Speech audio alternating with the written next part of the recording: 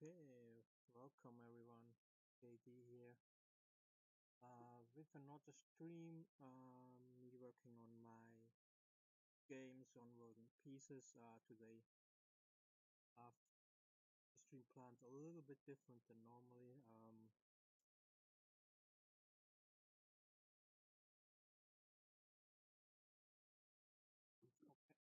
Sorry about that. Um, yeah, I have it a little bit different planned than normal. I'm thinking about how I wanna set up the streams and I try different things out. So first of all, maybe let me jump so we see a little bit of the game. Um,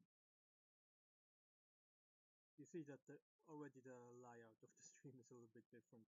Actually, the reason is that Restream had an update that kind of ruined everything for me. So at the moment, I can't show you. I haven't chat uh, on display. I think I will repair this at some moment. So the problem is the only way I see the chat is when I open uh, this thing here.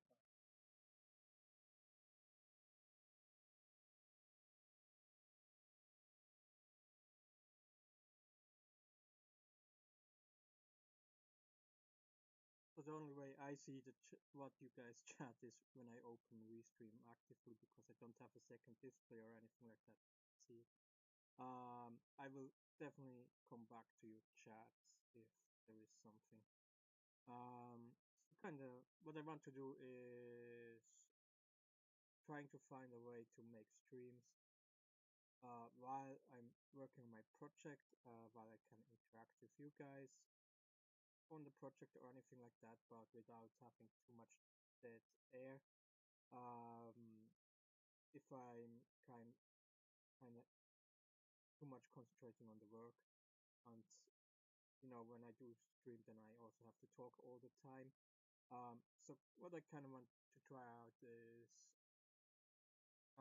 while I'm working, we watch together video. I pick out or else picks out. And then of course, I mean a YouTube video commentary, mostly about gaming, probably, or anything else, pop culture kind of direction, and hopefully interesting things us in the chat and things like that. But kind of that's the idea here. So today and while I'm working in the background, so or not in the background, actually the videos or in the corner, uh, and you can watch what I'm working on and also ask questions, so we can always stop the video. So today I chose the video. I haven't watched it yet, but I'm very curious. Is Game as a Service is a fraud video. I have to look up. It's by someone named Cursed Farms. I don't know any other videos of this guy at Cursed Farms, but I heard good things about this video here. Just watch it. Um, the video is quite long. I think it's over an hour long, so I'm not sure if we watch the whole video. It depends on how much commentary I will do, how much I have to say about it. But that's kind of like the idea, and I don't know how it goes, the whole stream and so on. We will see. So I also don't know if we can manage to do the whole video today. But I also will do what's only fair is put the link for the video if you wanna watch it on your own in the chat.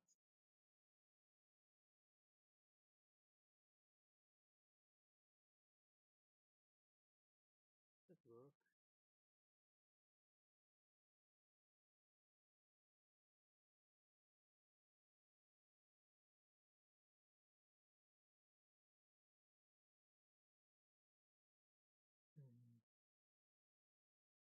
feel like it works.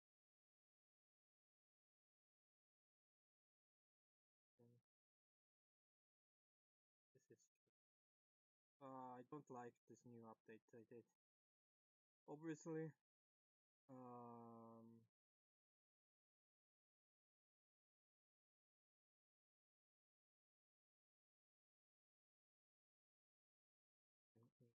I will definitely do it like this for now. So I put it directly in Twitch, and I will definitely put it in the description for the YouTube video.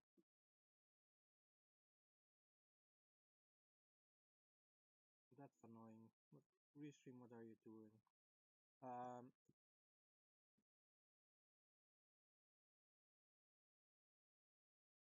anyway, let's just move on. I kind of have to figure this stuff out. But if I do it now, then we are probably here for an hour or so. Nothing happens. Anyway, before we start with the video, I kind of want to talk about the game, what I will do today, of course, and kind of what the next things to do. So I always say my immediate goal is to do the demo version playable. At playable demo version, I will then, and just that I have something to show, that I have something to link, that that people that come fresh to my streams or in my videos or something like that just have something to go to and see what I'm working on. That's why I'm kind of pushing this demo version. And the first version of the demo, I think it will have already a lot. I mean, a lot depending on how you look at it. But it will still be, I will still expand on the demo version until I start to do the main game. The reason is just that I really have working the general game mechanics that they really work, um, or at least for the most parts work as they should. I really hope I see chats and stuff like this. I don't want to always jump between YouTube, Twitch to see if someone is commenting. That's a little bit annoying. Restream, what did you do with you? Anyway, yeah, so kind of that's the main goal. So graphic wise and other things like that. That's secondary. First, the most important part will be creating the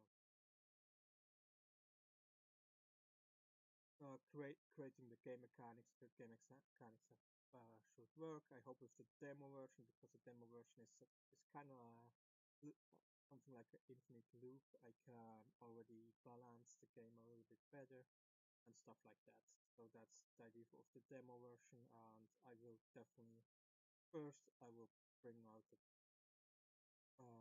first demo version. It won't have so many features and stuff like that, because I want something, like I said, show others, and then we'll expand on the demo version, and if the main game mechanics work as intended, then I will definitely focus on creating the main game.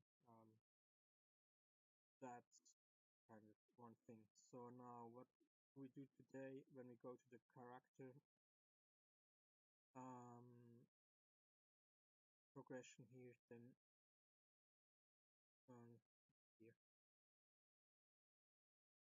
when we go to the abilities here, all these abilities you see here, they will be featured in the demo version, and they are finished more or less. There's one thing I have to do under the drop levels. The fifth drop you can learn is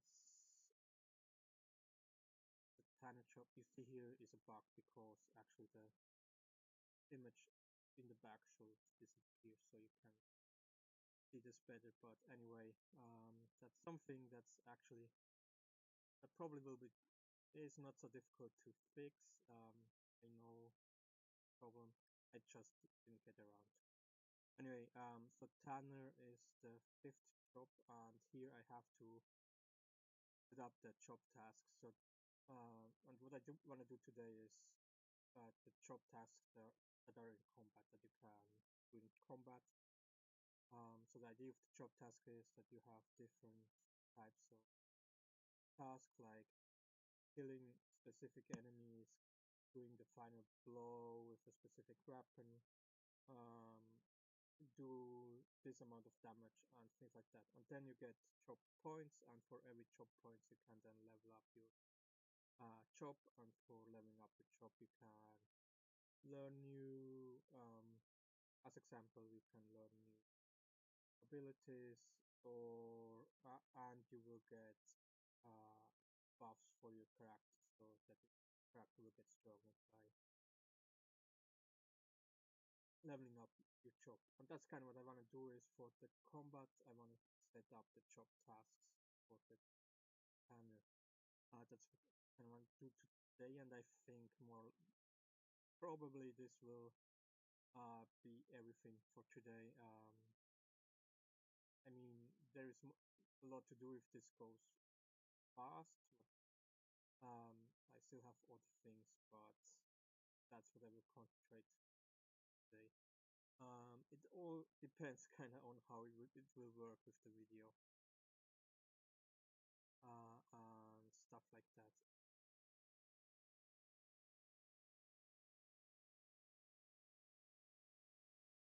Because, like I said, it's the first time I do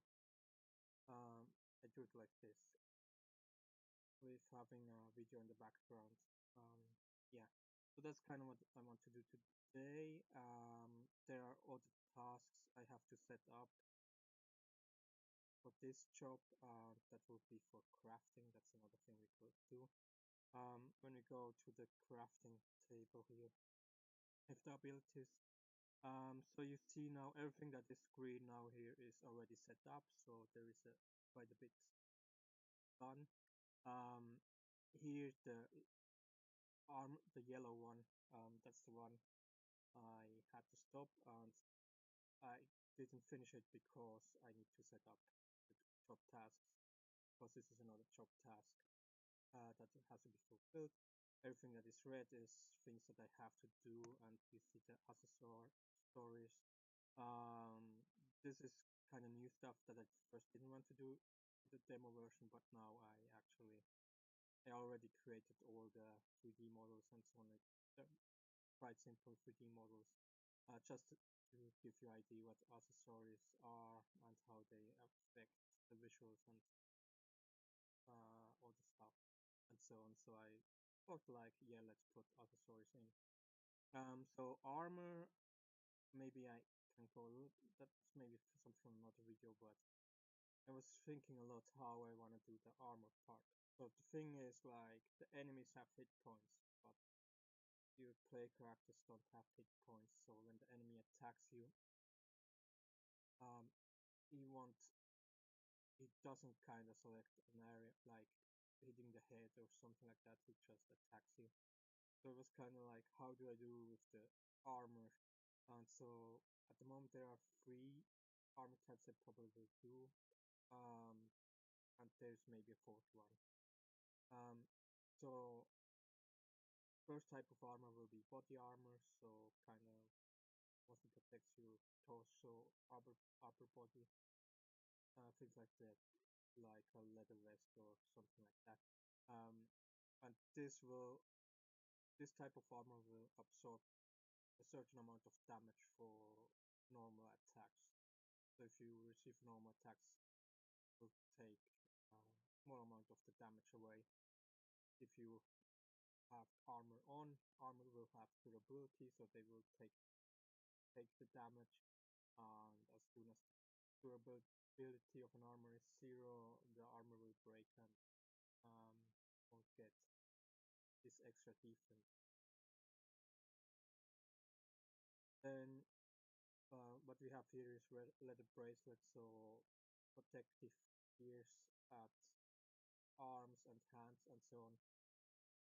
they will only affect uh, when the passive skill block is on. So blocking, the characters would mostly block their body with the arms, and then blocking is a passive skill that will be kind of random by chance activated if you have this skill, um, and then will take less damage. So with uh, armor that are at arms and hands, you will take even less damage if you have this armor. Also, this armor will have durability and will take if the armor durability is 0, the armor will break and then you won't get the uh, bonus anymore that you get from this armor. Then the third armor type would be headgear, helmets and stuff like that. I thought this would be kind of interesting for um, critical. If the enemy does a critical attacks do more damage. And if you have a helmet, you will take less damage from critical attacks. And again, durability, helmets can break, stuff like that.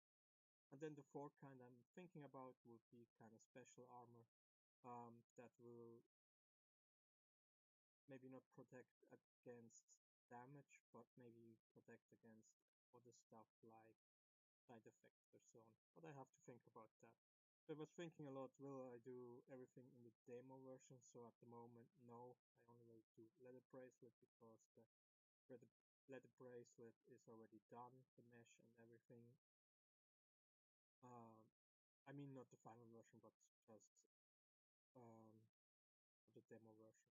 It's done, so that will definitely be in the demo, and probably the other armors I will expand on later after I publish the first version of the demo, to be honest.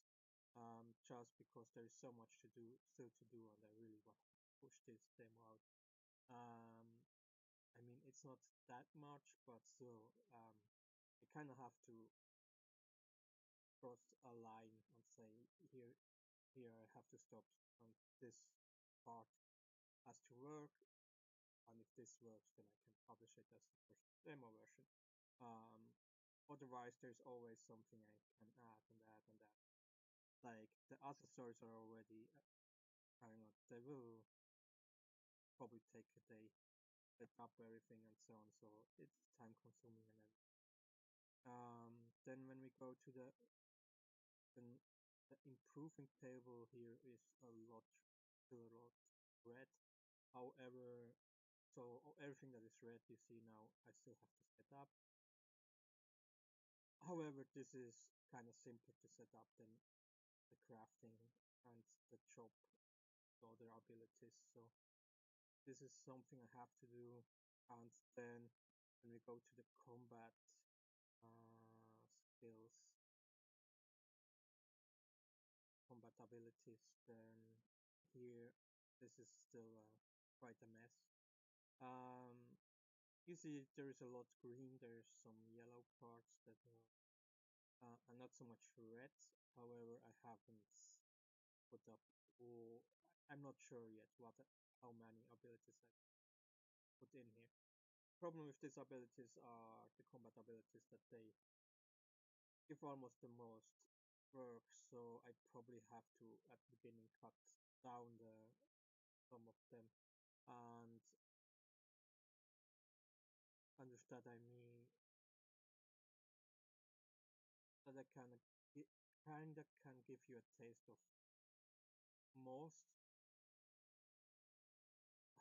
how this kind of give you a taste how different abilities have different effects and handle differently. Um, so giving you some kind of variation, but probably I won't go overboard. This probably won't be as full as the other abilities, to be honest, just because um, there's so much to do, so much that in the background has to work with every ability. So I probably will cut them a little bit back. And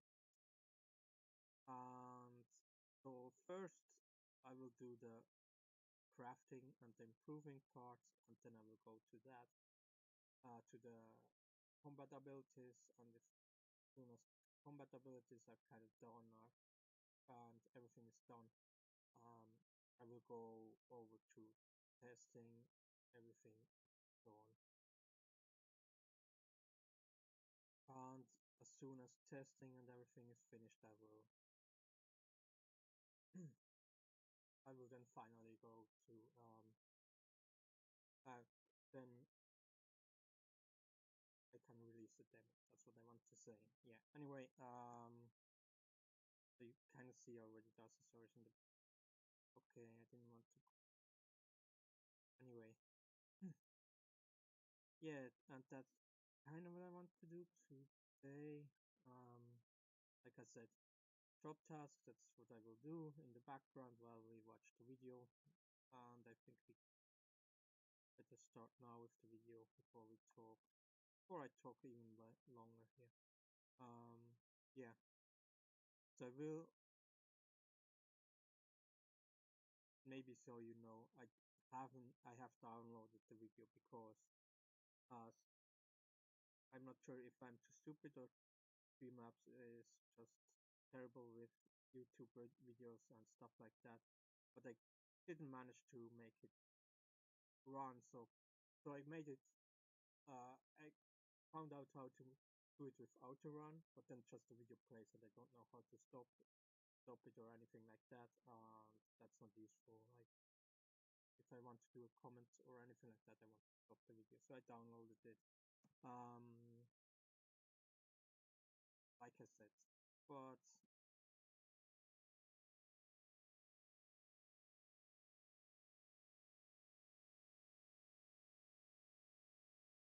just for your information, so don't directly play it from YouTube.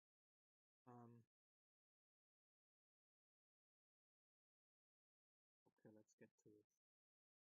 It was probably some mud.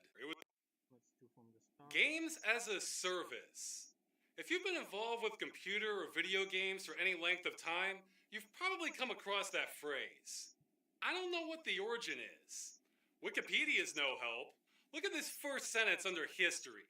The idea of games as a service began around 2004 with the introduction of blah blah blah. That doesn't matter. That's already wrong. I mean, EverQuest was the first major game I knew about doing this in '99, but even before that, I remember hearing about the Sierra Network from '91. I really doubt that was even when this started either. It was probably some mud. Yeah, before World of Warcraft, there were muds. Fun for everyone. 2004, you're no help at all here, Wikipedia. And I got sidetracked in the first minute. Nice. Anyway, what I was getting at is I don't know the origin of this phrase, but it's so thoroughly entered the vernacular that I'm honestly wondering if it's the result of some subtle propaganda campaign. I say that because it's such a harmless sounding phrase, but it hides a terrible, if not illegal, business practice. And that brings me to the title. Games as a Service is fraud. Now that sounds clickbaity, and I guess it is, but I'm not exaggerating. I mean it. Unfortunately, it's not the kind of fraud I can easily explain in one sentence. So it's not like changing the odometer on a car, then covering it up and selling it as though you never did that. That's easy fraud. Anyone understands that. This is a more sophisticated kind. Like how even now a lot of people are still confused on how Goldman Sachs broke the law leading up to the 2008 financial crash and how a lot of people should have gone to prison. This is more like that. Now I'll warn you, this video is going to be long and could get boring in spots, but it's necessary. See, this video is my declaration of war on games as a service. I'm going up against years of push narrative here. This isn't going to be easy. I have to explain everything as a way to provide ammo to the troops. And even though it's going to be long, I'm going to say a lot. You know how some court cases drag on weeks or months? Well, this is me putting my entire case in this video. So however long it is, it's me saying it all. I'm going to explain what games as a service is, why it's fraud, address any counter arguments, and most importantly, what can be done about it. I have a plan, sort of.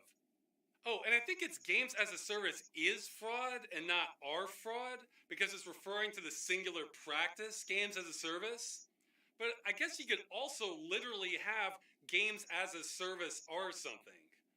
I really don't know so let's jump right in. What is games as a service? Well, Wikipedia defines it as a gotcha. No, we're not doing that.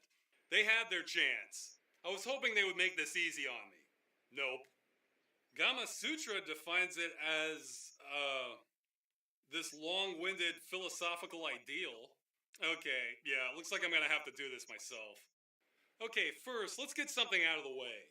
Because this isn't confusing enough, games as a service is not the same as a game service. A game service is usually a rental system. So if you pay a company 20 bucks a month and can rent games or have them streamed to you, but you can also buy them outright somewhere, then that's not what I'm talking about. That's not fraud, that's fine. But games as a service, how do we define that? Well, it's a business practice, but what? Well, if you're a gamer, you probably have an idea of what it is. So let's list some common traits and see if we can narrow it down to what actually defines it. Here's my list. Let's go down the line. Online only. Yes, I'd say that one defines every use of games as a service. Now, some games have downloadable content that you can run offline, but that's not what the industry means when they refer to this. In fact, another term for games as a service is live service games. In other words, you're connected online, so it's live. But hey, I'll give another freebie. If offline games as a service games exist, then those are not fraud. So hey, Oblivion Horse Armor, not fraud. This is actually a great baseline if you want to determine how fair or not you think I'm being towards game companies. This says something about where my standards are these days. But back to defining things, we'll say yes, every games as a service is online only. However, not every online game is games as a service. We'll come back to that in a minute.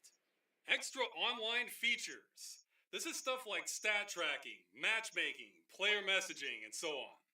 Well, games as a service usually have these, but they're by no means a guarantee. Plus, regular games can have these too. Player messaging and voice chat go way back. Stat tracking certainly happened in offline games. Matchmaking was usually third-party software in the past, so I think it's safe to say none of those define games as a service. Microtransactions. And you may not believe this, but no! Those are not what define games as a service. Here are a few games as a service that had no microtransactions whatsoever. However, I will say the overwhelming majority of games as a service do have microtransactions, and this is the number one reason companies really like this practice. However, since exceptions do exist, this is not actually what defines it. Subscription fees. Very few games still have these, so no.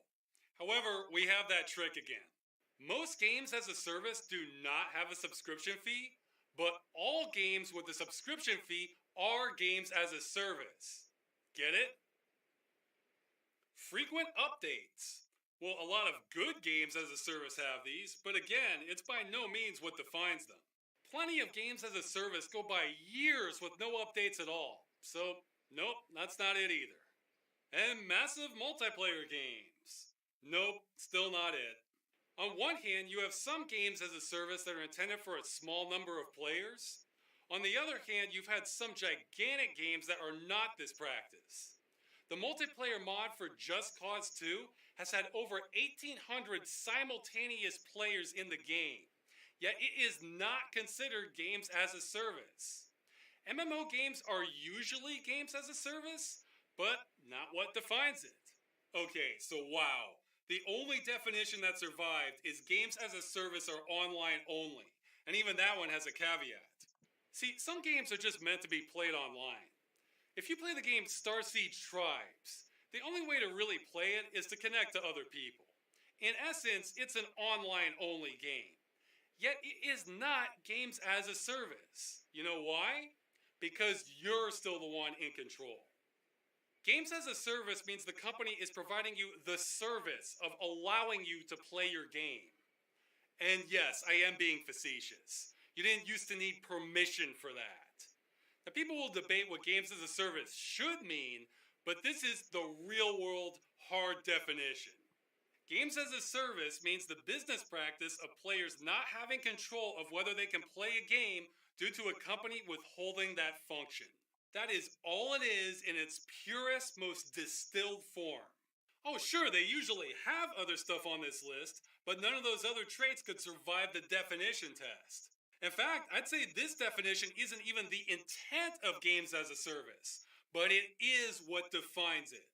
If it doesn't have Games as a service, the business practice of players not having control of whether they can play a game due to a company withholding that function. Interesting. Yeah, I think we never really defined what does a games as a service mean. We kind of know, oh, this game is a game as a service, but what does it make game as a service? Um, I'm not sure if this is the definition I would take.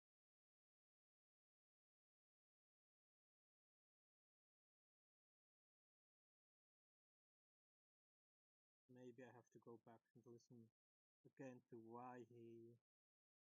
Let me go back. that are not this practice really like this player messaging and so on. Well, games as a service usually have these, but they're by no means a guarantee. Plus, regular games can have these too. Player messaging and voice chat go way back. Stat tracking certainly happened in offline games. Matchmaking was usually third-party software in the past, so I think it's safe to say none of those define games as a service. Microtransactions. And you may not believe this, but no, those are not what define games as a service. Here are a few games as a service that had no microtransactions whatsoever.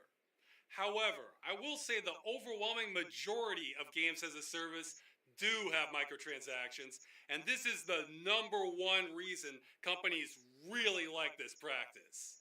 However, since exceptions do exist, this is not actually what defines it. Subscription fees. Very few games still have these, so no. However, we have that trick again. Most games as a service do not have a subscription fee, but all games with a subscription fee are games as a service. Get it? Frequent updates. Well, a lot of good games as a service have these, but again, it's by no means what defines them. Plenty of games as a service go by years with no updates at all. So, nope, that's not it either. I'm not sure if I will agree with that because the idea of games as a service is kind of that the game will be supported beyond its release. But just because some games are not supported anymore, I wouldn't say this. This will take this point kind of away, but I'm not sure where he wants to go with that. So, kind of, I'm not sure if I would agree here. I don't know about you guys, but because isn't that the general idea as game as a service, kind of like this forever, this support over the release date? That I mean, the idea of the game as service is that you get more for your game because it's supported over time. Okay, that was expensive, quite shitty. The problem with game as a service is that how the companies handle them. Not the idea is the problem, how it is handled, and I would kind of disagree with this point here, mate. And massive multiplayer games. Nope, still not it. Frequent updates. On one hand, you have some games as a service that are. I mean, frequent updates is maybe the wrong. What was the first part again? Frequent up. Online only. Okay. Frequent updates is maybe the wrong thing. Maybe something going more on the support part.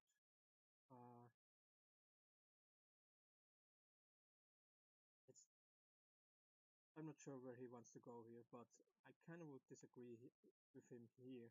At least right now, kind of feel that frequent updates or support is kind of the idea of the game as a service, so wouldn't it be defined by that? But let's go on. Let's move on. The company is providing you the concrete definition of games as a service. But why is it fraud? Well, the simplest is a service. Okay, fraud time.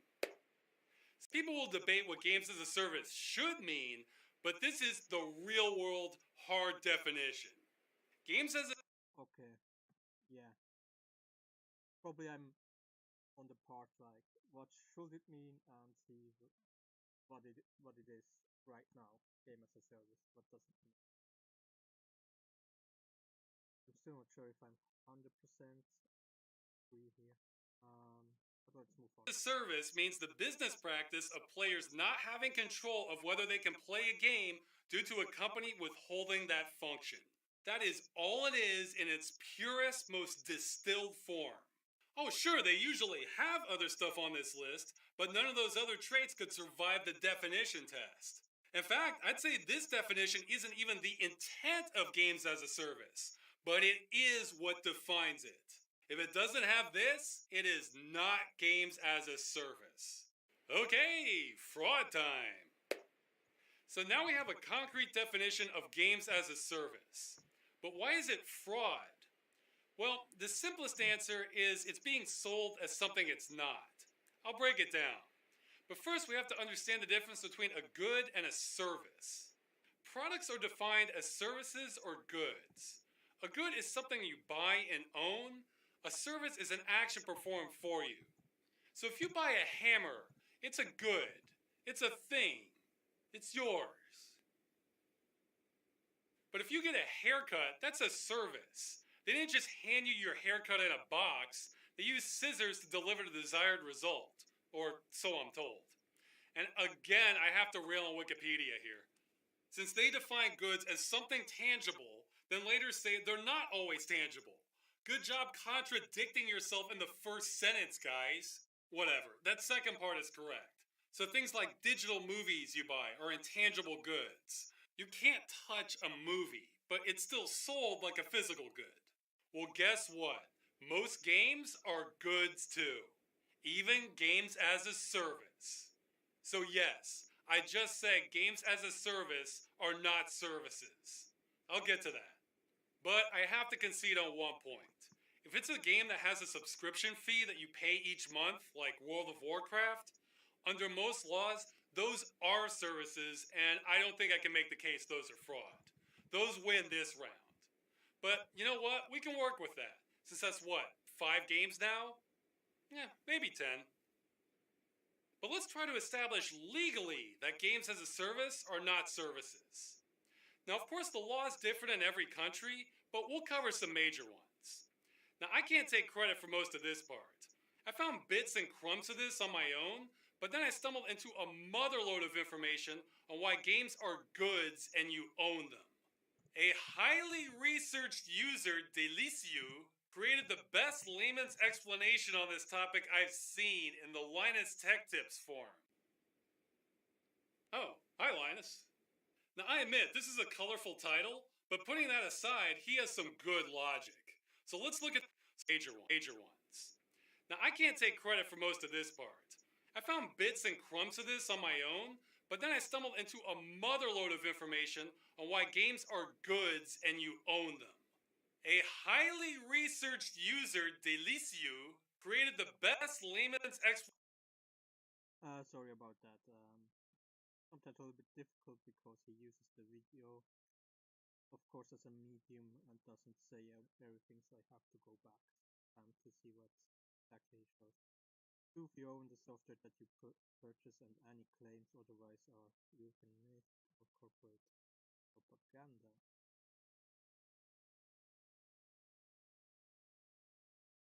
It's kind of with this digital thing. I like that games get more digital, to be honest, because I'm tired of filling bookshelves over bookshelves with game cases, and that's more convenient. Because you, an example, on my PlayStation 4, I have every game on a. I almost own no physical copy of a PlayStation game, so I don't have to change. It sounds pretty and lazy, but I don't have to change the CD if I want to play another game. I can just go out of the game and start a new game, and I kind of appreciate that fact. I understand that there is this kind of collector that people like to collect, and it kind of looks good if you have kind of a franchise and every physical copy of the game and can put somewhere in a bookshop or anything like that. Of course, I can understand that, but it's much more convenient to go digital. Also, there is with all these patches and updates and so on that games today have, because AAA companies just don't manage anymore to bring out a working game on the first day. So you get gigabytes of patches and so on. So I don't think that the digital version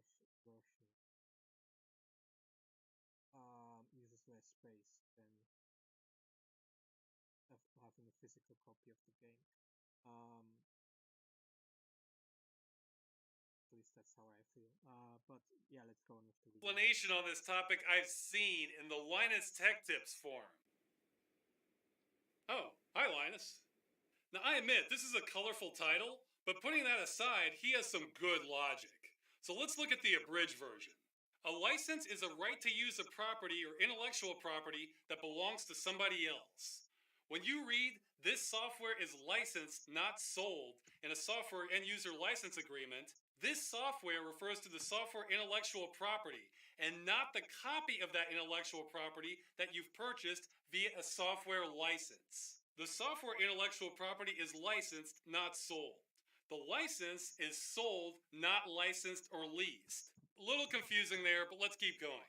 All the mass-produced items you've bought follow the same rules. You are purchasing a one-off copy of the intellectual property of those things, and there is a transfer of ownership over those instances, and you become the sole owner of that instance of intellectual property. You own it and have full property rights over it. Okay, just so everybody's with me, he's saying if you buy a copy of Half-Life, you don't own the rights to the Half-Life franchise. You can't sell additional copies of it, but you do own your copy of Half-Life. A lot of goods are like this. If you buy a car, you don't own the manufacturing and design rights to that car model, but you do own your car. It's a basic concept. I said before I'm going up against a narrative. Well, one myth you hear sometimes is you don't own any of your software. What he's doing here is explaining why that's almost always false. Turns out you have ownership rights after all. Who knew? Next, he says there are two types of software licenses: perpetual and subscription licenses. Perpetual ones last forever. So that copy of Mega Man that your brother has in the attic, that's a perpetual license. And this is why World of Warcraft gets a free pass for now. They want $15 a month. That's as clear as day a subscription license. If you're not paying a subscription fee for your game, then it's being bought under a perpetual license.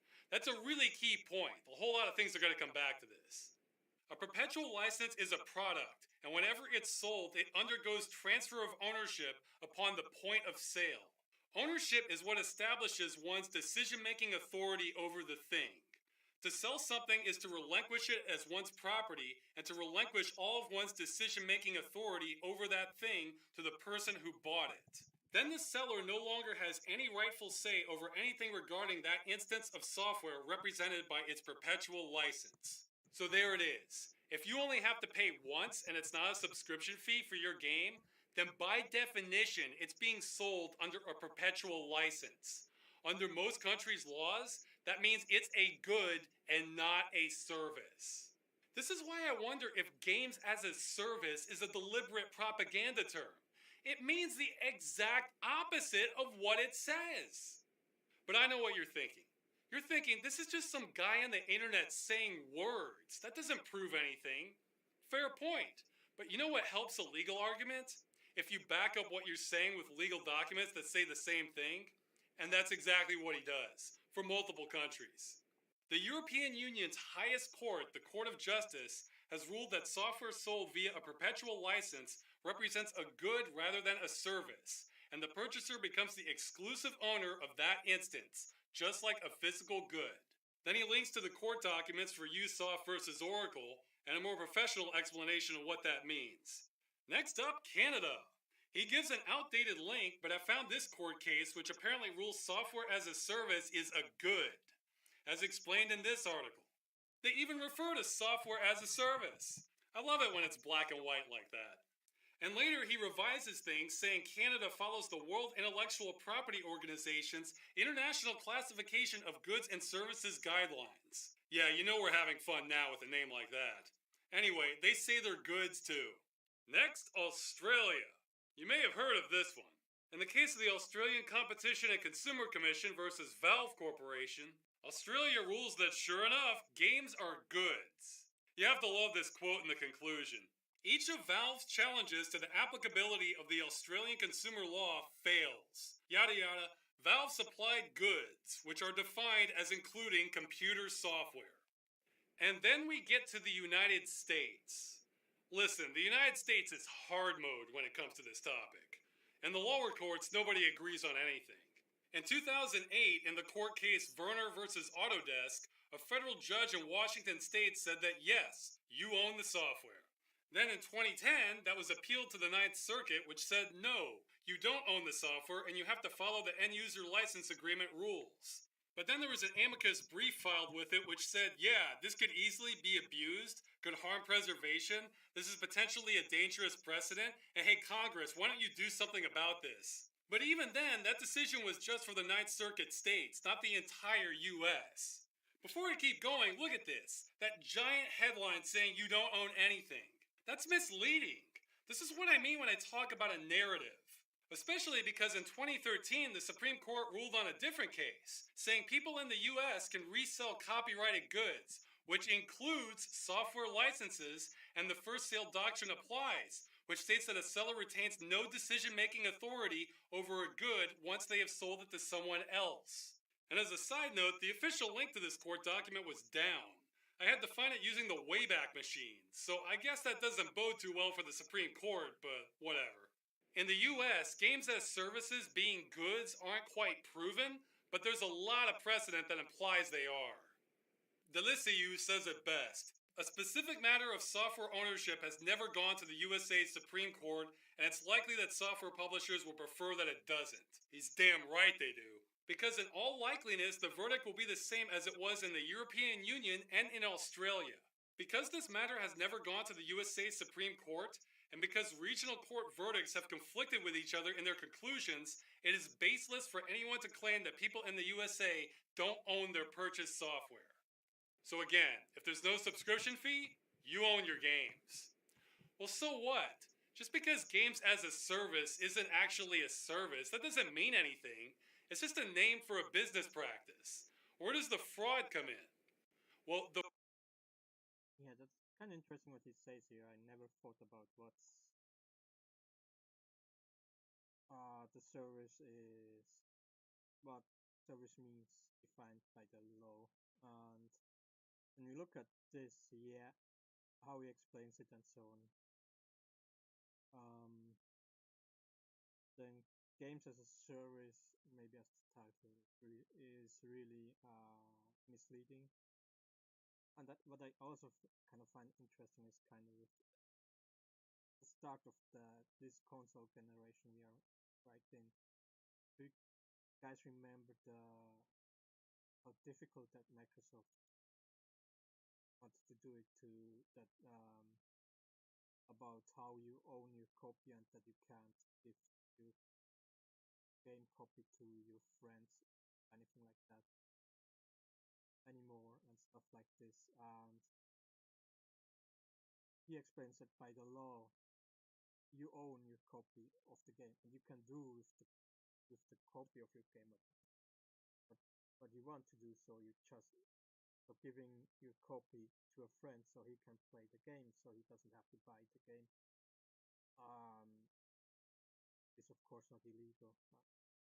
And I say of course, but important to remember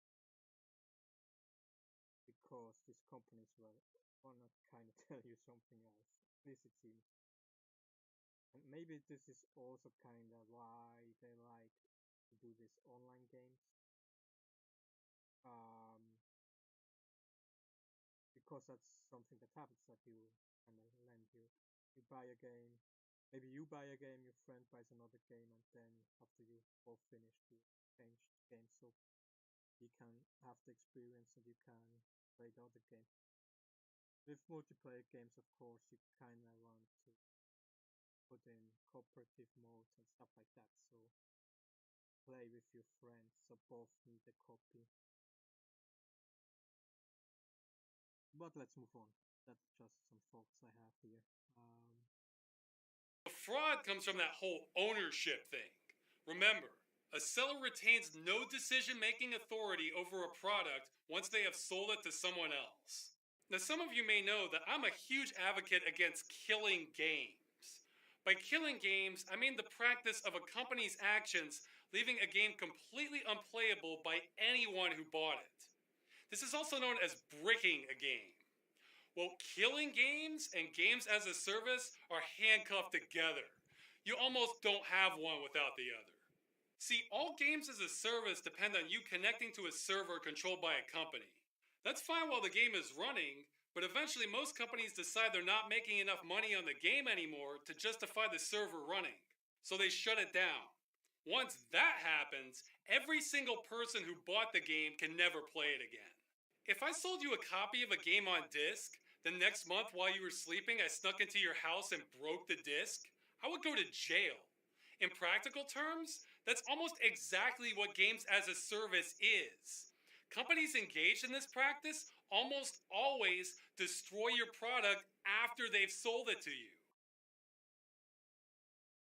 I'm gonna say one thing that's maybe not the direction he wanted to go, but one problem I have with multiplayer games that are very grindy is that there are these timed events that you never know when the servers are not um, supported anymore by the companies and so on. Stuff like this. And what I want with my games is I want always have the opportunity to play them, to go further, to go grinding, to do um, extra contents and so on. And with multiplayer games, with these looter shooters, Overwatches and shit like that, and putting in this timed event, absolutely these timed events is something um absolutely cringe when I hear it because it forces you to play the game um in a certain time as much as possible instead of giving you the chance to play at your own pace and when you kind of do. So kind of just so you know, I don't have too much time lately to play games because I'm working on my own project and that's mostly what I do with my free time. And um, so right now I'm playing games from probably 2017, 2016, and even further back and so on. Like I said, I don't think I own one game that released in 2008. I'm not too sure. Maybe I do. And if I'm finished with the 2017 games, I will probably move on with 2018 games. The good thing with this method is that the games I want are almost certainly on sale because they're year old and you maybe have to wait 1 or 2 months until they put it really on sale. And then you pay kind of $20. The second thing is you already know if I want this game or not. If people say a lot of bad things, then you don't really have to care. But the first thing is definitely I save money. And yeah, I can't talk about the most modern games that came out and who cares? Not like that the AAA market brings out games that I when I look at the AAA games, I don't have the feeling like I have to play them right now when they come out, something like that. Because every game I look at, whatever it is, it kind of feels like I somehow have played it all. So I can easily wait a year, pay instead of $60, $20. Yeah, save a lot of money with that, and that's how it is at the moment for me. And I know, of course, most other people are different. But how did I come here? Yeah, but I really don't like this online. I like grindy games, to be honest, if they are single player. I can't play them on my own pace. As soon as the grinding goes multiplayer, and the other thing is with multiplayer grinding that there is this factor that you play against, most of the time play against or with other humans, and that affects your grinding. If you grind alone, it's just you and the code of the game you're up against. And I really avoid multiplayer only games in general and actually grinding. I'm not interested at all in that.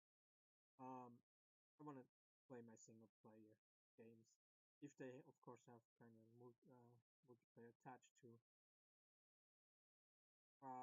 That's alright with me, as long as there is a single player campaign. If I hear multiplayer only, this game is not. That's just what I want to say here. Kind of went into the topic. Sorry about that. And I keep saying this almost always happens. Yeah, I don't think we get finished with this video. Let me just see. Yeah, we are almost an hour in. Yeah, I just don't just want to play the video. I mean, then it just kind of go get and watch it yourself. I put the link. I will probably put the link at the end again. If you want to watch the whole thing, like I said, we won't get through today with the whole thing. And I'm sure, yeah, I wish working would go a little bit more fluid with working, but I think I have to say, or I want to say stuff to what I hear here, what he tells us, and so on. I think that's more interesting than just play the video. Like I said, he put the whole work in it, and all credits, of course, go to him. I will definitely watch the video again on his channel so he gets the views and the time. And I recommend, of course, everyone to also go to him, maybe subscribe to him. Like I said, I don't know what other videos that he does, so you have to see for yourself if you want to subscribe to him. Anyway, let's move on. I also have a problem that my mouse is almost broken, and that's why I struggle in the background. But anyway, that's not your problem. Let's move on. There's a reason for that. Some volunteers and I have put together a list of every game we could find that has been shut down and how that was handled. Now, if anything, this is the small list, since I filtered out games like you see here just to bring focus on the bigger problem cases. We came up with 122 titles that mostly meet that criteria. Now, this list may not be 100% accurate. It can be difficult to verify some information, but I'm guessing it's at least 95% accurate. And it's probably the most extensive data collected on this topic to date.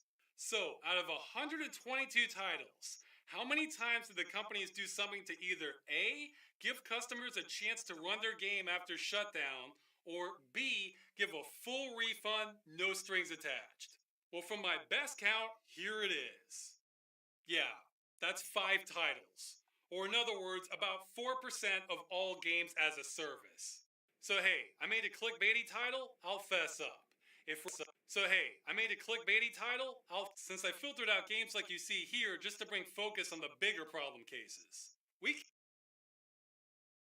Sorry about that. We came up with a game we could find that has been shut down. Games as a service shutdowns.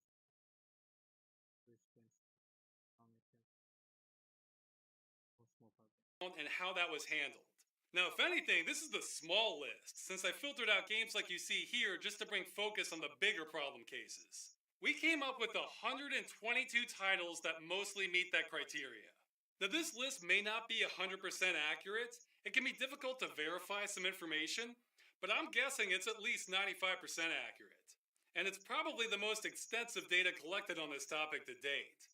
So, out of 122 titles, how many times did the companies do something to either A, give customers a chance to run their game after shutdown, or B, give a full refund, no strings attached? Well, from my best count, here it is. Yeah, that's 5 titles.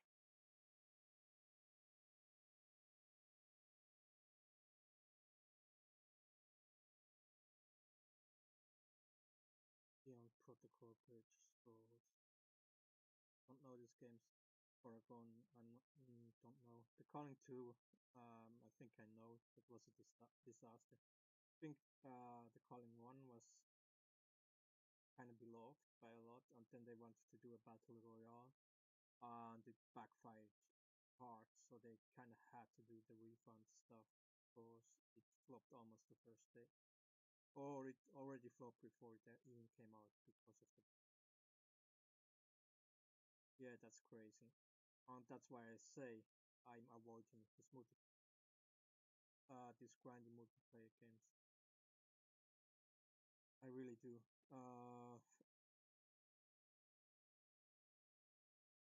Yeah, let's move on. Or in other words, about 4% of all games as a service. So hey, I made a clickbaity title, I'll fess up. If we're being completely honest, games as a service is not fraud. It's only fraud about 96% of the time. So if anyone says I'm exaggerating how bad all this is, it's true. I'm exaggerating 4%. And who knows, we could have missed one. I'm making all this public, you're welcome to double check the data. In fact, I'm not sure which of those games were on a subscription license at the time of shutdown, so you might even be able to get that number down to 95, hey, maybe 94%. Oh, and some of these titles you can actually still run, usually due to illicit server emulators, but those are cases where the companies did nothing to help, and it was in spite of the company's actions, not because of them. More on that in a bit. So I'm calling this fraud because of the reality and the intent. Just because your game doesn't run doesn't make it fraud. There could be bugs, the hardware could go bad. I'm not talking about quirks, accidents, forces of nature. But with games as a service, the product is designed to fail as soon as they shut down the server. The fraud begins once they purposefully take away access to your product. Games as a service is fraud because it involves selling perpetual licenses that are, in practice, not perpetual. The decision-making authority over the product is being removed from the buyer. Customers buy games with the expectation that they will function. If 100% of all copies sold of a game cease to function because of deliberate interference from the seller after the point of sale, how can that be considered an honest practice? Now, the opposition would say this isn't fraud because you were sold a perpetual license. And just because the company breaks your game, it doesn't mean you lost your license. You are still free to repair the game after they break it. I say this is a disingenuous argument on multiple levels. If somebody sells you a bike and then later you get a flat tire, yes, your product no longer works and it takes some effort to repair it. But that's something the average person can be reasonably expected to do. Or hey, take it to a repair shop. More importantly, the company that sold you the bike didn't come to your house and puncture the tire. I see that as an important distinction. Now, when a game as a service stops working, which again I want to emphasize is a deliberate act, no one on earth could be reasonably expected to fix that. The reason for that is twofold. First, it takes specialized programming knowledge in order to recreate the portions of the server that were lost. Again, the way these games work is most of the data is on the customer's computer, but the company hosting the game has key information about how to run it, where things spawn, logic routines, and so on. If you want, you can almost think of this as the body and this as the brain. When they shut the brain down here, a large portion of the game is now missing and it's unplayable. In order to run the game again, the person would have to write a new server. Now that is an exorbitant amount of work and takes a lot of specialized knowledge. I would estimate only 5% of the population is even capable of doing that. However, it is possible. Whether that's a reasonable expectation of buyers to repair their product is debatable. I think it isn't, but that is nothing compared to the next part. Programming a new server is difficult enough, but companies will also encrypt their data in order to protect against hackers and piracy. This is known as digital rights management, or DRM. Well, that's reasonable while the product is still being sold, but once it's shut down, then this is the equivalent of locking things up and throwing away the key. I've talked to a developer for a resurrected game server emulator, and he said they had a cryptography expert helping them decrypt the code, and even then, it took them years. So if you were qualified to crack codes like what the Nazis were using and win World War II in Europe, then yes, you might be qualified to repair your game. I'm really not exaggerating. Not only is that such a small percentage of the population capable of doing that, but even for them, that in no way can be considered reasonable. For most people, I'm talking 99.9% or more, it is impossible for them to repair their game after shutdown. So, not literally impossible, but again, I'm rounding. But let's try to shore this up a little legally. And again, the United States is hard mode. Some of you may have heard of the term planned obsolescence. That's the practice of designing goods to intentionally break faster in hopes that you'll buy a new one so they can make more money. Best I can tell, this is perfectly legal in the United States, unfortunately. Yeah, I think this, where I live, this was a lot discussed about mobile phones. I think Apple and so on. Batteries in mobile phones, they are created so they, or at least some people think, I can't say the fact, but that batteries in mobile phones are so created that they will not function correctly anymore after a certain amount of time, maybe 18 months or around there. So you go out and buy the newest version of your iPhone or whatever you have. It's a terrible practice.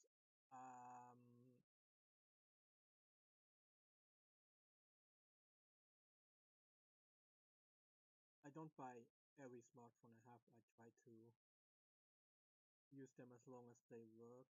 The last two I had the same similar battery problems, and didn't work correctly anymore. And the problem was mostly that the loading of the battery, loading the battery up didn't work correctly. If you buy a new mobile phone and so on, then you can watch YouTube videos or I don't know what, and charge the battery on the same time, and the battery will get charged. Now with both of these phones, I realized that charging doesn't work 100% anymore.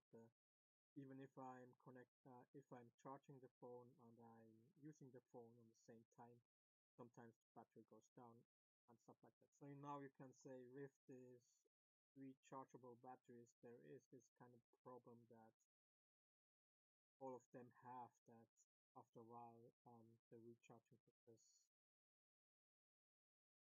or that they lose quality. But what I heard the most, they don't lose quality of charging, but the amount you can charge, that you can't fully charge them anymore after some time of use. And that seems different than what I have problem with my phone. Just saying. Let's move on with that. But there's a subset of that called programmed obsolescence. See, unlike planned obsolescence, which just increases the odds the product will break over time, programmed obsolescence ensures it will break, on purpose, usually at a specific time. And it's not clear if that is legal in the US or not. There have been some cases on it, like class action lawsuit Jackie Blennis versus HP in 2008. Charges were pressed against Hewlett Packard for designing ink cartridges to shut down prematurely. HP denied any wrongdoing and yet awarded the complainants $5 million of credit to shut them up. Yeah, I'm sure they did that just to be nice. Otherwise, why wouldn't they fight it and maintain their innocence? Especially since they got hit with another class action lawsuit, San Miguel versus HP in 2016, for updating firmware on printers to stop accepting third-party cartridges. In other words, breaking functionality. This time they were guilty of wrongdoing and had to pay out $1.5 million. Now these both imply that programmed obsolescence could be illegal if challenged. However, in both cases, the reasoning behind the charges doesn't tie directly to that. So these aren't the strongest legal precedents in my opinion. The strongest legal argument I did find was in 2017 in Impression versus Lexmark. The Supreme Court ruled that you have ownership of your product and are free to do with it as you please, even if patents still apply to it that control its behavior. While that's still a bit of a stretch to say programmed obsolescence isn't legal, I thought these lines from the ruling were noteworthy. Even if the restrictions in Lexmark's contracts with its customers were clear and enforceable under contract law, they do not entitle Lexmark to retain patent rights in an item that it has elected to sell. Once a patentee sells an item, it has secured that reward, and the patent laws provide no basis for restraining the use and enjoyment of the product. That might be a key sentence. I would call shutting down a game so that the person who bought it has no way to ever run it again restraining the use and enjoyment of the product, wouldn't you? There might be something there. But this hasn't been tested in court, so most of this is in a legal gray zone.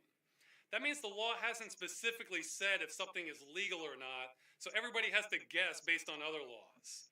I'm obviously on the this is fraud side, because if the law says one thing and the outcome is the exact opposite, then something's breaking down. But how does this actually play out? Let's see. Do you own your game? Theoretically, yes. You technically never lose ownership of your perpetual license. It's yours. In practice, unclear.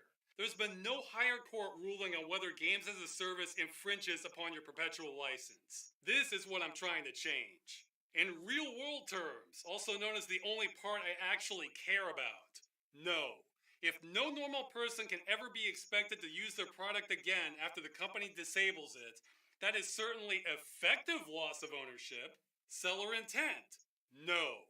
Games as a service are designed to have their functionality removed at a later undisclosed date, and the data is encrypted to prevent you from restoring it yourself.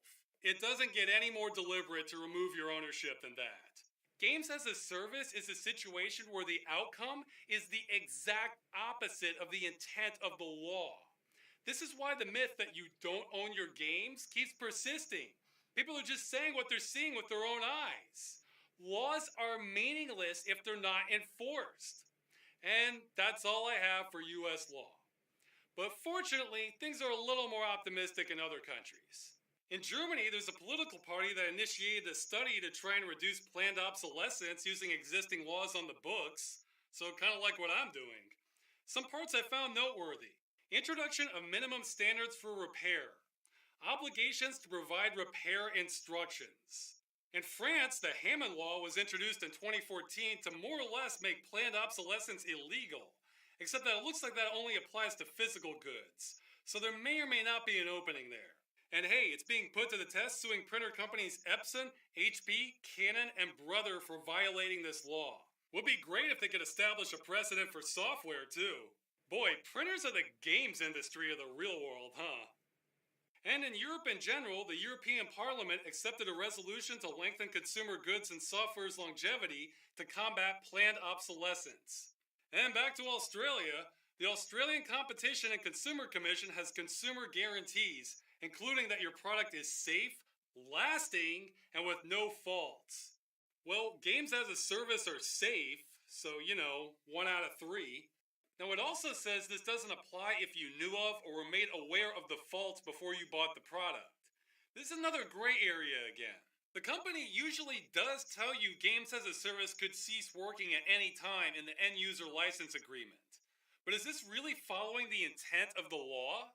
If the company is creating the defect in the product on purpose and does it over and over again to the point where selling intentionally defective products is their whole business model, that still smells like fraud to me and should at least be examined. Now, I don't know the details of these laws or movements since it's hard enough for me to research this as it is, let alone in different languages, and it looks like they're mostly focused on physical goods. But for God's sake, we've got to get software on board this train. Just requiring companies to provide repair instructions would be night and day compared to where we are now. The bottom line is, it looks like a lot of people are getting upset over companies ripping customers off, and the law is playing catch up with what technology is doing. Games as a service are goods in these countries, which means there's a real chance they could be protected under the law. The intent of these laws is almost identical to my war on games as a service. Software has got to piggyback onto these laws and get examined by the right governing bodies. And that is it for legal arguments. I'm taking a break. You want to take a break? I'm taking a break.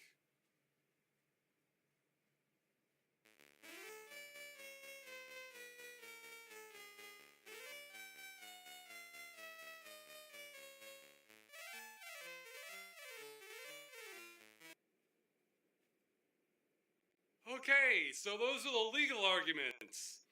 Yeah, that. I wonder if this is a good part to stop this. I'm a little bit worried because too many things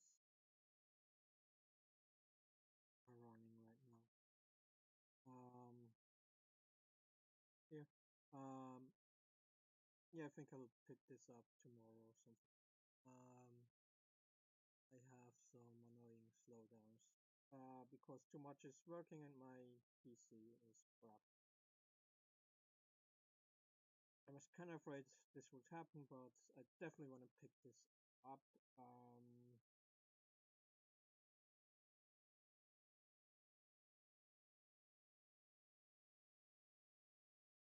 Another time and just finish it with the video.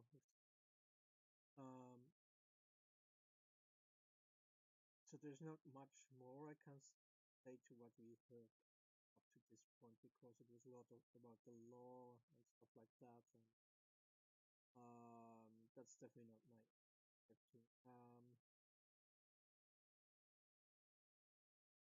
So let's see what he has then to say in the second part.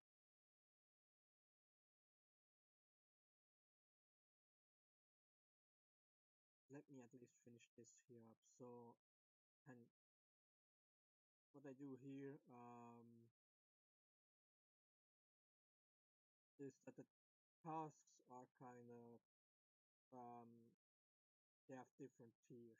So if you finish the first task, what is kind of like just a simple kill 3 monsters or something like that. If you fulfill that, you get a job point, and then the task goes to the next tier, what will be kind of kill 10 monsters or anything like that. And then after killing 10 monsters, you get again a job point, and it moves up. And what I was setting up here, had kind of problems here with the mouse a little bit. what I'm doing here now, and let's finish this at least for once. These are the notifications that the player gets. That hey, this task, you progressed in this task and so on and then jump up. This is something I have to think about really how I want to do this in the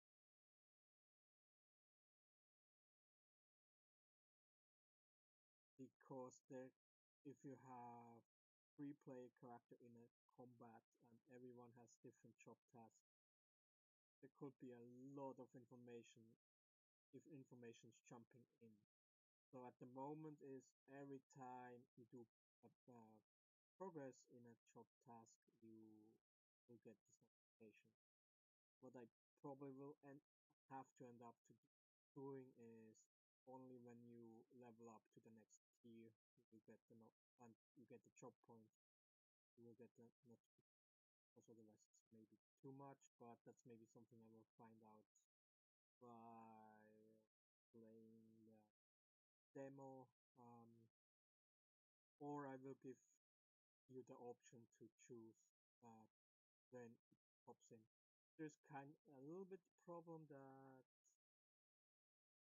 the biggest problem will be to really do it like so that the informations don't overlap. It's probably the most difficult part.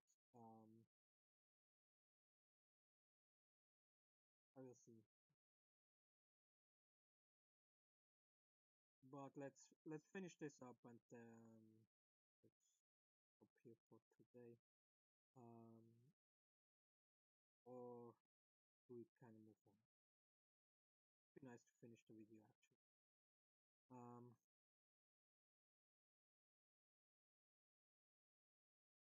But he gave us such a nice intermission.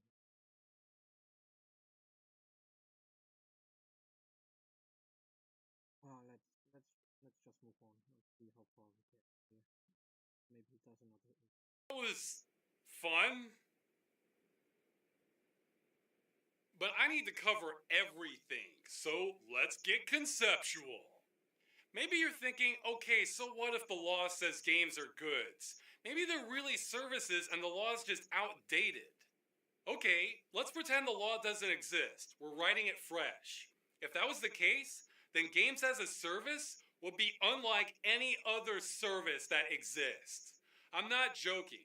Every other service I can think of has at least one of the following conditions.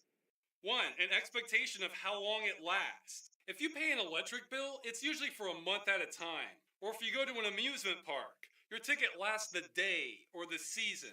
The point being, everybody knows when the service is over and it ends, or you have to renew it. 2. There's a general expectation of when it's done. If you pay roofers to fix your roof, you may have no idea how long that will take, but you know when it's fixed. There's a rough idea of when the service is finished. 3. There are real-world limitations towards keeping the service going. Some services can go on forever. If I rent a plot of land, I don't have to do anything but collect my money each month, pretty much. Hence number 1 here. In fact, I've had a landlord before where at one point I wasn't sure if he was alive or dead, but the service kept going. But most services require real resources to continue. If you go to a concert and you're having a good time and just want to stay, well, that's great, but the band has to stop sometime. Eventually, they're going to run out of Coke. Maybe you can stump me, but I couldn't think of one service that didn't require at least one of those conditions, except games as a service. Hence, even on a conceptual level, they're not services. Here, I'll show you. Expectation of how long it lasts. Well, subscription games like World of Warcraft, yes, they win this round too, damn it. Subscription games really are services and they're not fraud. I'll have to get them on the final round. So besides those few games that still require a monthly fee to play, no, this doesn't apply. If there's an expectation for how long games as a service last, then what is it? The Calling 2 lasted a week and a half. Meridian 59 has been going on over 22 years. That's no help. Well, what do the games themselves tell you? Well, most don't tell you anything. They just say they can be shut down at any time for any reason. Some say they can be shut down at any time plus 30 days. Even then, I'd argue nobody buying the game is actually expecting it to stop working after 30 days. Now, I'd say there's no standard here, but that's not true. There is a standard for games.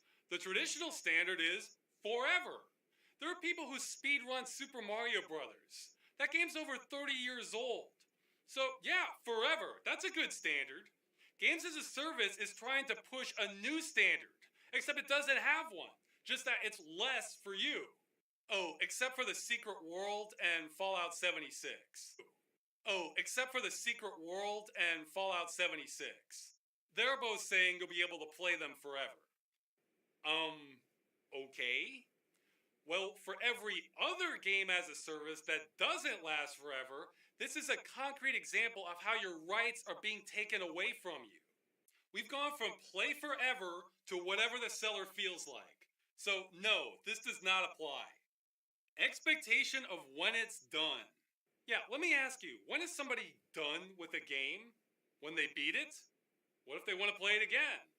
What if it's a game that has no ending? It's just sort of an ongoing thing. What if they want to come back and play it after a few years? Exactly, there's no standard at all here. Well, no, that's not right either. There is a standard for games. The old standard used to be that you own the game, so you decide when you're done with it. And that's going to be different for every person. So no general standard. Yeah. Real world limitations. Okay, let me explain this one. Remember that body and brain analogy I made to the server and clients earlier? Well, the vast majority of video games throughout history have been sold with both the body and the brain. You got the whole package, so you can keep the game running as long as you want it. Now with the server and client model, they're set up so that the brain here needs maintenance by real people and computer hardware and electricity bills and so on. But that's a choice, not a necessity. See, at their core, video games are code. They're numbers. They don't wear out over time. The number 3 works just as well now as it did thousands of years ago. It just looks a little different. The containers that hold the data can wear out, but they can also be copied from one container to the next. So there's an infinite supply. Don't worry, we're not going to run out of numbers. They're always on tap. Now the server is usually maintained like a service while it's running, but once it's shut down, it could just be copied over here and someone else could get it running. Companies almost never do that, but the point is the limitation isn't real. It's artificial. Somebody made it up. They could just as easily undo it. In fact, it's easier to undo this rather than set this split up in the first place. Again, most games don't even have this limitation. It's not a perfect analogy, but imagine a natural park. You may pay to go there as a service, and there will be people maintaining the roads and trails, running a visitor center, etc., and that takes real resources. But if the park runs out of money and shuts down, the park doesn't cease to exist. The trees are still there. The mountains and rocks are all still there. We don't erect an indestructible dome around the park that allows nothing in or out and can survive a direct missile strike and then tell everyone with a lifetime pass that they can never enter the park again. But that's almost exactly how games as a service works. This is not a good standard. I hope one of these analogies is sticking. Anyway, the point to all that is that even without the law telling us what's what, games as a service are really not services. They're goods. So they should be treated as such. But hey, maybe you're saying they're a weird exception and should still be treated as services. Okay, why? I usually look at the law and rules from the perspective of what's the actual outcome. Well, the end outcome of most games as a service is that they're destroyed and can never be played again. Geez, that seems like a really high price to pay to treat them as services. Now you might be thinking, well, yeah, that sucks, but then stat tracking, matchmaking, easy updates, and See, that's the narrative talking. We can still have all that stuff and not destroy the game. The narrative likes to frame it like you can't have the good without the bad. That's what's known as a false dichotomy, and it's just wrong. It's like how you can simultaneously be for the circus coming to town, but against clowns stabbing people. I know that sounds impossible to some people, but it's not that hard a concept. Companies don't have to give up anything while they're supporting the game. It's only once they shut the game down that they need to stop treating them like a service and give the customers their goods. Now you might be thinking, yeah, but that's probably a bunch of work, right? Well, it can be, but I'm not an expert, so I talked to someone who is.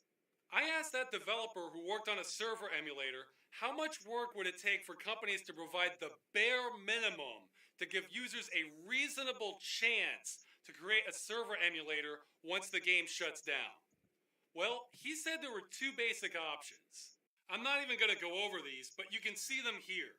Now, this would not be enough for a playable game. This would be more like those repair notes, like it was mentioned in those European planned obsolescence laws. But okay, this doesn't seem like too much work, so I asked him how long would it take the developers to do this. He said it depended on how well the game was written and how competent the developers are, but anywhere from less than an hour to a few days. Okay, so now let's compare. Here are the total pros and cons of having games as a service the way we do it now. Under pros, the developers save the way we do it now. Under pros, the developers save anywhere from less than an hour to a few days' work. Alright, that's a positive. And under cons, everyone who paid for the game, along with anyone in the future interested in the game, will never be able to run it again. No, this doesn't seem like a good idea to me. In fact, this looks like a really bad deal for everyone. In order for this to be a good deal, I'd say we need a situation like the day after tomorrow, where these people are hiding in a library from the worst blizzard ever and need to burn some books so they stay warm and don't die. See, to me, that looks like a better trade-off for destroying media. I'm pretty sure games as a service doesn't save lives. Now, I understand if you think I'm framing this unfairly, because it sounds kind of crazy that this is the entire reason the industry is defrauding customers and destroying products with millions of dollars and thousands of hours of work behind them. But this is the only honest reason I've seen. It reminds me how in the 60s, auto manufacturers fought against seatbelts being mandatory, because even though they saved lives, they did cost some money, and automakers didn't want that. I won't lie, this does cost some money to do, but not much at all. I would guess well under 1% of the total budget. It's certainly cheaper than making a game a service to begin with. So even without the law, if this is the entire reason games are not preserved and customers can never use their products again, I don't find that particularly compelling. No laws on this? Then there should be. And that brings me to the final argument, and this one I can even use on World of Warcraft. Finally. Now this may sound crazy considering the first half of this video, but I don't actually care about this topic because the industry is breaking the law. That's just a coincidence. I only cover that legal mess because there could be some real power behind that. I think the law is going to be the only way out of this, but that's not my main motivation here. No, I care because games as a service is destroying games. Quite successfully, too. Every once in a while, you'll hear people ask if games are art. I don't have an answer on that, but I think it's pretty clear games are creative experiences often worthy of preservation. So I'll say art just to keep it simple. I mean, come on, if you're looking at stuff like this and are saying no, I would 100% say games are art. But like with all entertainment, you can also music, movies, or anything else. At the point you can make a lot of money.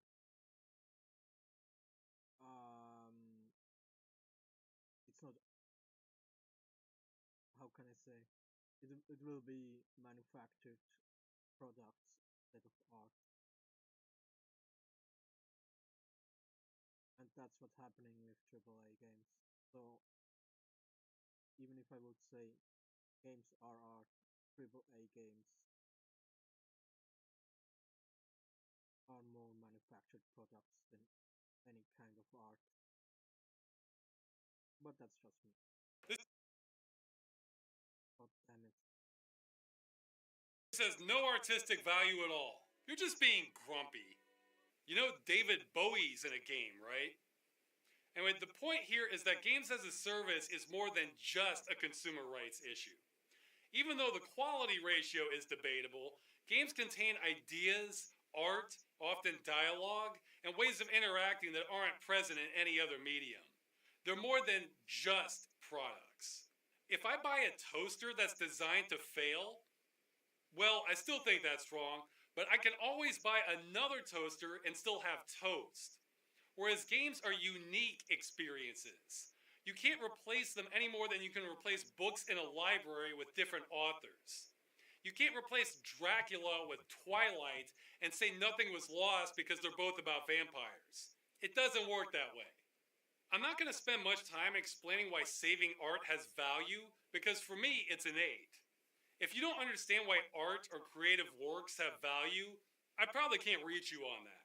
Maybe a philosopher can feel that one. For me, it's just an instinctive response. Now, of course, we can't save all artistic works. That's just not practical. There's too many. Plus, some of them suck. But we can decide for ourselves what's worth saving and what's not. Games as a service denies that chance to everyone. Service denies that chance to everyone. When I see a game with obvious creative value being destroyed, this is what comes to mind.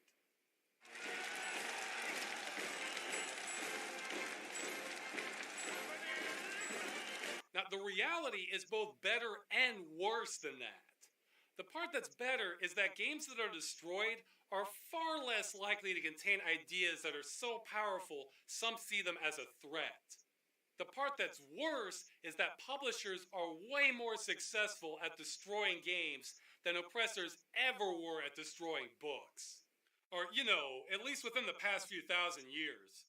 Even at book burning rallies, people didn't burn every existing copy of a book they hated. And yet, a lot of games as a service have a 100% death rate. There is no comparison to that in modern media. I guess in the early days of film, we lost a lot of stuff because the studios didn't know any better. That's what scares me. Now we do know better, and yet we're still going backwards. It's like watching a driver take a bus over a cliff, and he knows he's taking it over the cliff. It's a kind of madness. And speaking of modern media, you can rent movies or stream music as a service, but you can also buy them and keep them as goods. I guess some TV shows or radio shows you can't buy, but guess what? You can back them up yourself.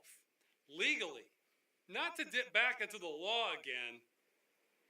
But that's what this case was all about. Technically, it's already legal to back up games as a service in multiple countries, even in the USA. But if game companies make that impossible, then what does that matter? I care about reality, not fantasy rights. I want to say games as a service are the only form of modern media without real-world limitations that you cannot preserve. It's kind of amazing in a terrible way. And that's what this all comes down to for me. Even if games as a service passed every legal test, which it hasn't, then the law would be wrong. Games as a service, the way we do it now, permanently destroys games and all the work the creators put into them. It's entirely preventable and serves almost no purpose for anyone. It's just wrong. The whole point of laws is that wanton destruction of art that others are trying to preserve and have paid for is not civilized. That's why this needs to stop, even for subscription games. We just have to stop it. Stop it! Stop it. Stop it! Stop it! Stop it! Stop it! And that's my case. So I would be almost done, but you know how the internet is. Somebody can make a good point, but then somebody else comes along, nitpicks something, and then says, debunked. All done. I mean, that may still happen, but I want to wreck that before it even gets started. Now, if you're already on board with what I'm saying before it even gets started. So maybe, like I said, I of course want to do comments here, not just play the video. I didn't expect him to go this route because the complaints about the games as a service are kind of on a different point. It's the problem as a game as a service, as we mostly feel it, is that they are kind of seem like excuses for this publisher to bring out unfinished products and say, hey, here, look at the roadmap. That's what you can expect, and in a year or so, the game will be worth you $60, but it won't be worth you $60. That's kind of and he that's kind of a problem with the game service. Then, of course, the whole microtransaction things and so on is maybe less fixed problem for games as a service. Is more a problem for modern AAA games, sadly. Um, and I was kind of feeling he would go more into this part. Instead, he kind of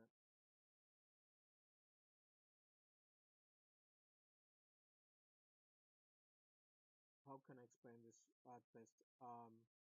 Instead of looking at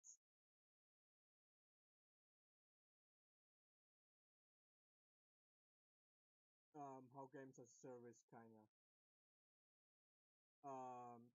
during the life,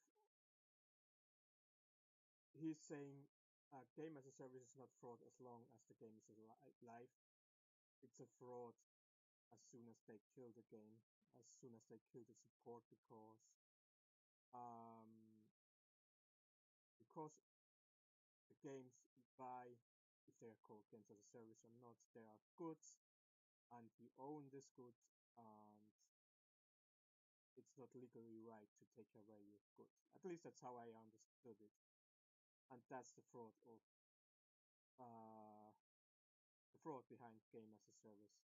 And this is definitely a different route than I was believing he would go, to be honest. And just because when we listen about games as a service, what is the problem behind it, and blah, and all these things, it never goes to this point he goes. So I never thought about that. And that's just what I want to say here. Now, if you're already on board with what I'm saying, you can skip straight to the end. Yeah, see, there you go.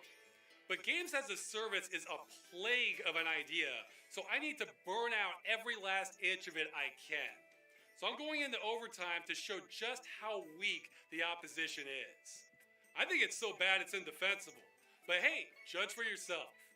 So here are my rebuttals to every major counter argument or concern I can think of before they happen. Here we go. Let's start with the big one. Let's start with the big one. Games as a service is legal because you agree to the terms stated in the end user license agreement. Well, the simple answer is yes, those terms apply as long as they don't contradict anything the law says. If they say something that is not legal, then those documents mean nothing. Nothing. That's why I spent half the video focusing on the law and almost didn't care what those documents said. If the law says they're wrong, that's all there is to it. It's not even a debate. The end user license agreements are irrelevant to this conversation. That's what that Lexmark Supreme Court case was showing. They simply A very interesting point he says here.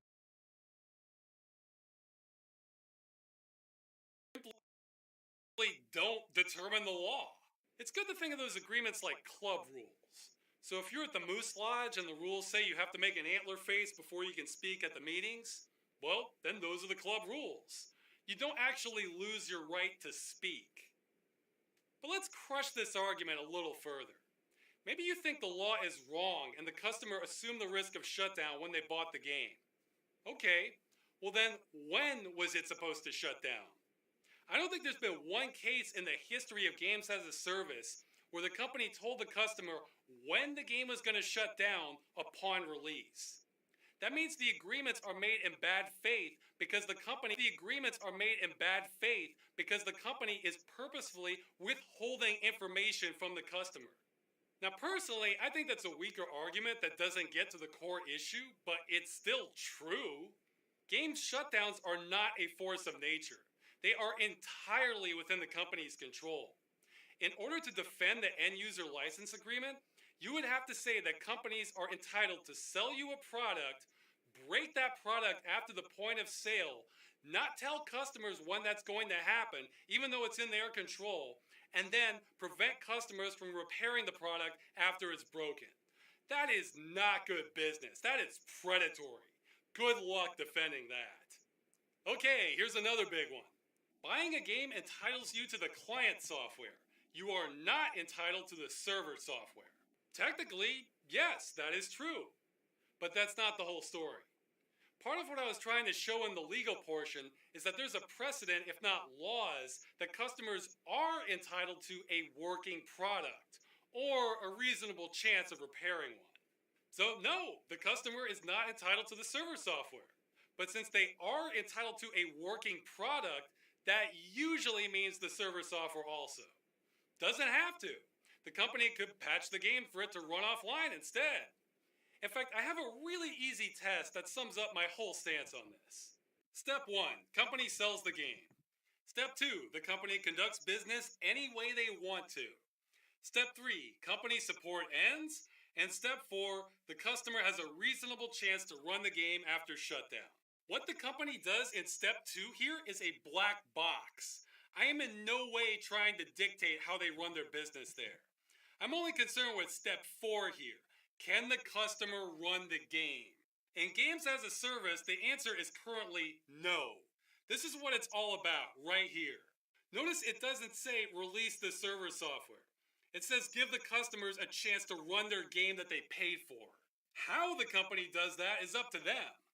In fact, if you get confused by anything I've said in this video and get lost somewhere, just look at that chart. This chart is all you really need to know. Simple, easy. I guess I should have put that at the beginning. Oops. What you're proposing would require businesses to support their games forever. That's unreasonable. No, they wouldn't.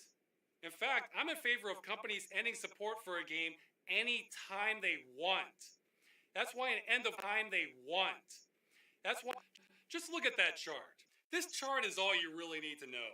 Simple, easy. I guess I should have put that at the beginning. Oops. What you're proposing would require businesses to support their games forever. That's unreasonable. No, they wouldn't. In fact, I'm in favor of companies ending support for a game any time they want. That's why an end-of-life plan is essential. If you're a company and you end support for your game, but then the customer still has a reasonable chance to play it after that, that's it. You're done. You don't have to support anything. What needs to stop is support being a requirement to play the game. That's what games as a service is. If games as a service have to be treated as goods, it will hurt creativity of developers and restrain them. Well, first, I'd like to point out the industry made games as goods for decades, and I didn't see a lot of shortage of creativity myself. And again, we're talking up to a few extra days of work. I don't see how that would kill creativity. The point of the game was for it to die. Well, wouldn't you know it, we've had a game just like that, The Flock. This was a multiplayer game that the developers actually wanted to die. After a fixed amount of player deaths, it was going to shut down forever, and they told people that right from the beginning. Now, I would actually allow an exemption for this game, because I think there's an argument to be made that this was performance art. See, all other games as a service, they don't die because the creators want them to. It happens because they become unprofitable and they handle the shutdowns irresponsibly. But this one, game death was the entire point. So guess what happened? They ran out of money to pay for server hosting, so they shut the game down prematurely. So the one game that wanted to die couldn't do it the way it intended. Its creative vision was compromised because of games as a service. Thus, as far as I know, games as a good has never hurt creativity. Let's look at that chart again. Does this chart look like it's strangling creativity? But let's say it somehow was. Is that one game being allowed to die not worth making rules for all others? I don't think so. If the law was enforced on games as a service, it would negatively affect a lot of companies that would have to go back and change their games, and they may not be able to do that. I consider the current situation so bad that I would accept that any laws in this not apply retroactively. If I can save all the games of the future for the price of 100 or so games today, that's a devil's bargain I can live with. Now, it's not like I have any power to compromise with. I'm just talking on a pure conceptual level. I want every base covered. This is such a black and white issue to me. I don't want to leave any room for people going, oh, it's so hard to come up with a rule for this. I guess it's impossible to do anything about it. No, I want clear rules for any scenario. In fact, if I miss one, come at me. I'll straighten you out. What about free or free-to-play games? Well, if a game is truly no money involved, I'd say the law doesn't apply, nor should it. That would hurt creativity. People will want to experiment with concepts and throw bad experiments out sometimes. There doesn't need to be a higher responsibility on the person if they're just messing around. It's once they start taking money for that they're entering legal territory and just a higher responsibility in general, since then their actions start affecting others. Now, free-to-play games that are free but you can also buy extra items or features, those are easy. Treat them like any other commercial game. If you buy a virtual sword in a game and then the game shuts down so you can no longer access it, it's been taken from you. Your property rights have been infringed upon. Hence the need to treat it like the good it is so you can keep what you paid for. Making a server emulator work on another system is a lot of work. Developers can't be expected to do that. Well, that's why I presented the minimum effort options here. See, the situation is so bad right now, I found a way to lower my standards even further. I used to think these were the only ways for a company to not commit fraud for a games as a service shutdown. But wouldn't you know it, that minimum effort solution pair territory, which I still don't think is great, but I can live with that. And again, this is anywhere from under an hour to a few days of work. If that is still just too much work for you to handle, then you shouldn't be selling games as a service. Laws enforcing games as goods would negatively affect games that get shut down temporarily but then come back up. Good point, I agree with you. That's why I think a grace period is quite reasonable. If a game is shut down for a couple months but then comes right back up so buyers can play it again, that's acceptable.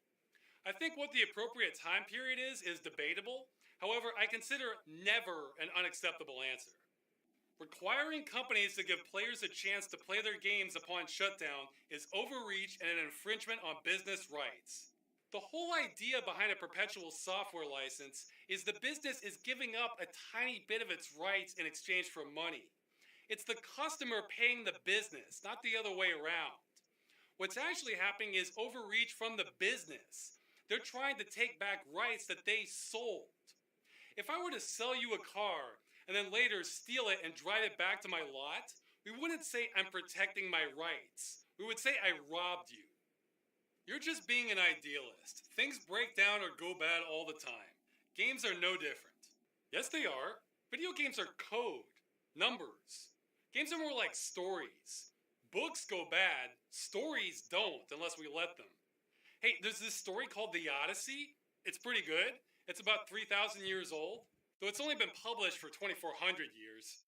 When's that one supposed to go bad by? But you know what? That's not a game, so how about Go? That one's 2,500 years old. People still play it, so no, this does... See, I have to point this out because some people just don't get it. Cheese goes bad. Car tires go bad. Math equations do not. Again, there's a real narrative pushing back against this. Just to pick on someone, take a look at this article. Elliot here argues that all these online games are going to get shut down. He's right about that. Then he tries to argue that this is welcome and inevitable. Well, no, that's wrong. He then compares game shutdowns to TV shows ending, like Star Trek. I'm guessing if he took a logic class in school, he didn't get top marks. See, here's the difference, Elliot. People can still watch those TV shows today because they were preserved. If no one today could ever watch Star Trek again, then yes, that would be a solid analogy. What he's actually arguing here is development and support on a game eventually ends. Yes, that's why an end-of-life plan is necessary. Their shutdown is inevitable. Their destruction is not. There are people playing Star Wars Galaxies right now, even though that game was officially shut down over 7 years ago. Do you think those people accepted the ending back in 2011? Now that's only possible because a developer illegally leaked code to the game, but it just goes to show a game ending is not inevitable at all. Now I don't think Elliot here is a bad faith actor. I think he just doesn't know any better. And it's unfortunate he's also a game journalist, because then he influences others to buy into the misinformation. This is exactly how a constructed narrative works. Go read the Odyssey, Elliot. Maybe something will click in your brain. What you are proposing is outrageous, because it would require companies to give up their intellectual property, and they cannot release their game without losing their trademark. Okay, I pointed out earlier that the perpetual license in no way entitles the buyers to the intellectual property rights. All they get is that single instance of it. I was never arguing that rights holders should lose their IP. That's actually the whole point. People with perpetual licenses have rights also. As for trademark, companies can still protect their trademark and release an unsupported game. They just have to be in front of it and define the terms. As an example, Grand Theft Auto, a commercial game, has been released for free multiple times by Rockstar, and they no longer support that game. Do you honestly think Rockstar lost the rights and trademark to the Grand Theft Auto franchise because of that? I think they have some money invested into that one. Using trademark as an excuse to kill a game means the company is operating irresponsibly. That's the point here. If the company wants to solve a problem, they can. If they don't, there's infinite excuses. Not good excuses, but excuses nonetheless. You say games are goods, but old arcades were services, so there is a historical precedent for this. See, I knew you were going to say that. Well, let's go back to that service list again. With arcades, you had one of these first two criteria. Maybe you played the game until you died, or played until 3 minutes were up. It depended on the game. And for sure, arcades have real limits. These were machines with space-age technology that weighed 300 pounds. And hey, if you really wanted to, you could buy the arcade machine as a good and preserve it. Oh, sure, it costs thousands of dollars, but that goes back to the real-world limits. It's just not the same thing at all. In fact, arcade machines only prove the point. Arcades mostly died off, but the games survived. You keep mentioning the law and need for law enforcement, but this isn't necessary. Companies just need to be convinced preserving games is in their interest, and customers need to make conscientious buying decisions. Listen, we tried it your way already. It didn't work. For decades, this wasn't an issue for the vast majority of games. Nobody was enforcing laws on games as a service because almost nobody was doing it. Great! That's not what's happening now. We're seeing large percentages of blockbuster titles engaged in games as a service. Why should we try to convince companies not to do something when they're the ones that created the problem in the first place? The companies that can be convinced aren't the ones doing this. Remember, this absolute minimum effort solution could take under an hour. But even I have to admit that still takes some effort. Killing games requires no effort. I've heard people say before that companies would be happy to preserve games if they could just be convinced that it's more profitable. What, you know those people running shell games on the street that are scams? They're asking you to pick a cup when the ball is actually in their pocket? I'm sure they would be happy to run an honest game if you could convince them that was more profitable than scamming people. But the thing about fraud is that it already has an excellent profit-to-work ratio, a maximum one even. Customers are not going to convince companies that honest business is more profitable than fraud because it's usually not.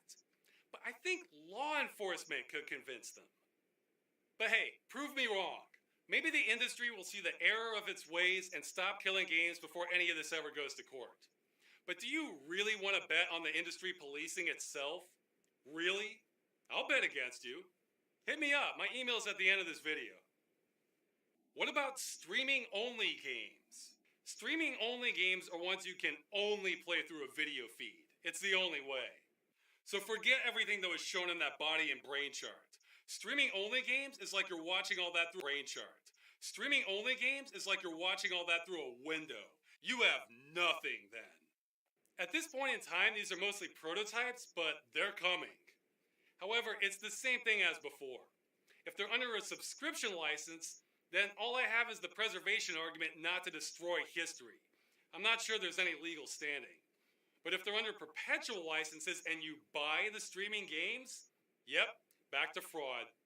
That's why we need to challenge this now, before this becomes the norm. And that also means they'll have to release a lot more than this in order to let customers repair their game. I'm absolutely afraid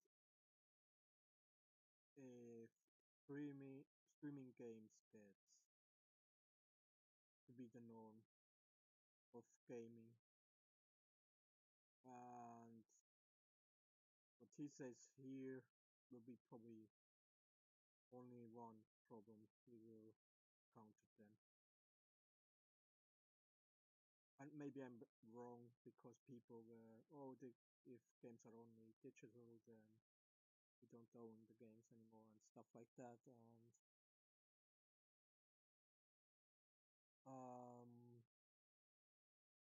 not quite that bad yet. But really, streaming, I mean, there are many problems. There's a reason why Microsoft got so much backlash when they said that the PlayStation, the Xbox One has to be online all the time. There's a reason why certain games that are single player only, or a big part is a single player campaign, have to be online all the time.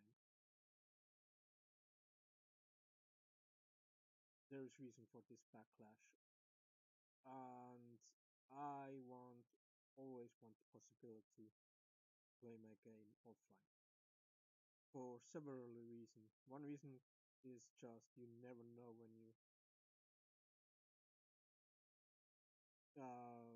there are multiple reasons why you suddenly don't have internet anymore. One reason is just that your provider does maintenance. There are things like rush hours when they, and again, this is maybe not official or anything, but kind of when there at rush hour times when a lot of people use the internet, then the provider will throttle, will limit some of the users' bandwidth, at least for probably the ones that pay less money and stuff like that, and give more capacity to the ones that pay more. So there are multiple problems with that, and then there are all the fees and stuff like that. And if you're not up to the fees, then maybe you can't use a service you need to use for playing this game, and so on and so forth. Or there are just, if you have a PlayStation, I mean, over and over I get problems with the connection and so on, that something is, that there is a problem or anything like that and I can't connect, and stuff like that. It's just, I'm not looking forward that streaming streaming games will become a thing. I'm absolutely not looking forward to that.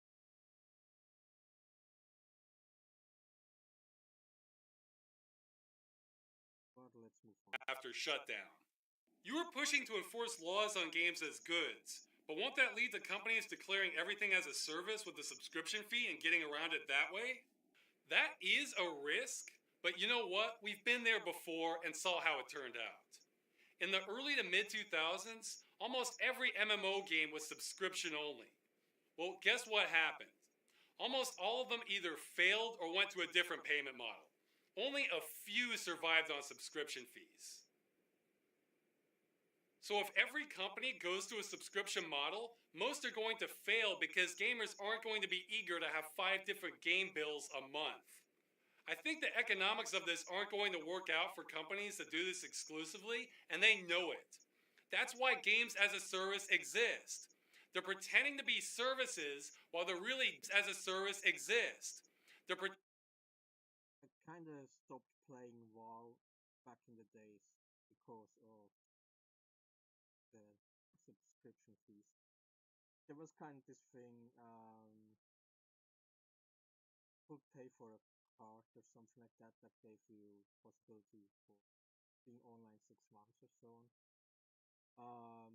And it was kind of like this. Then I bought this card and I played the game for 6 months or so, and then I didn't renew it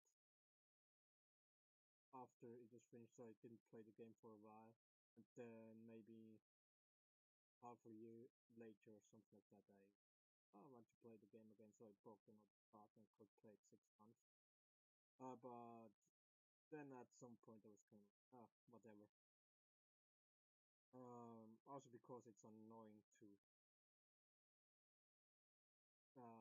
kind of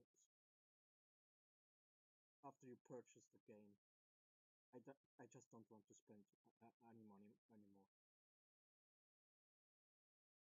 And absolutely, back in the day when I played WoW, what is probably now over 10 years, probably. I'm not sure exactly. Then there was still this thing that absolutely with console games, if you bought the game for $60 or anything like that for your console, back then you knew that the game was working and that you had 100% of the content of it.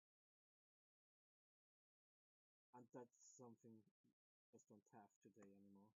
Pretending to be services while they're really goods, and they're evading the responsibilities of both. What about delisted games? Delisted games are games you can't buy online anymore, or sometimes at all. I have mixed feelings on those. On one hand, I of course want people to be able to play games that they're interested in. On the other hand, I don't think it's reasonable to force companies to sell their games if they don't want to. There's nothing fraudulent about what they're doing, so all I have is the preservation argument. And again, this comes back to me wanting to stay black and white on this issue. And I am laser focused on not killing games. Maybe once we solve that, I can care more about other areas like this. What about games that are updated all the time, so the early version is very different than the later version? Isn't it unreasonable for developers to preserve each version? That could take a lot more work, yes. Which is why I'm willing to compromise on this too.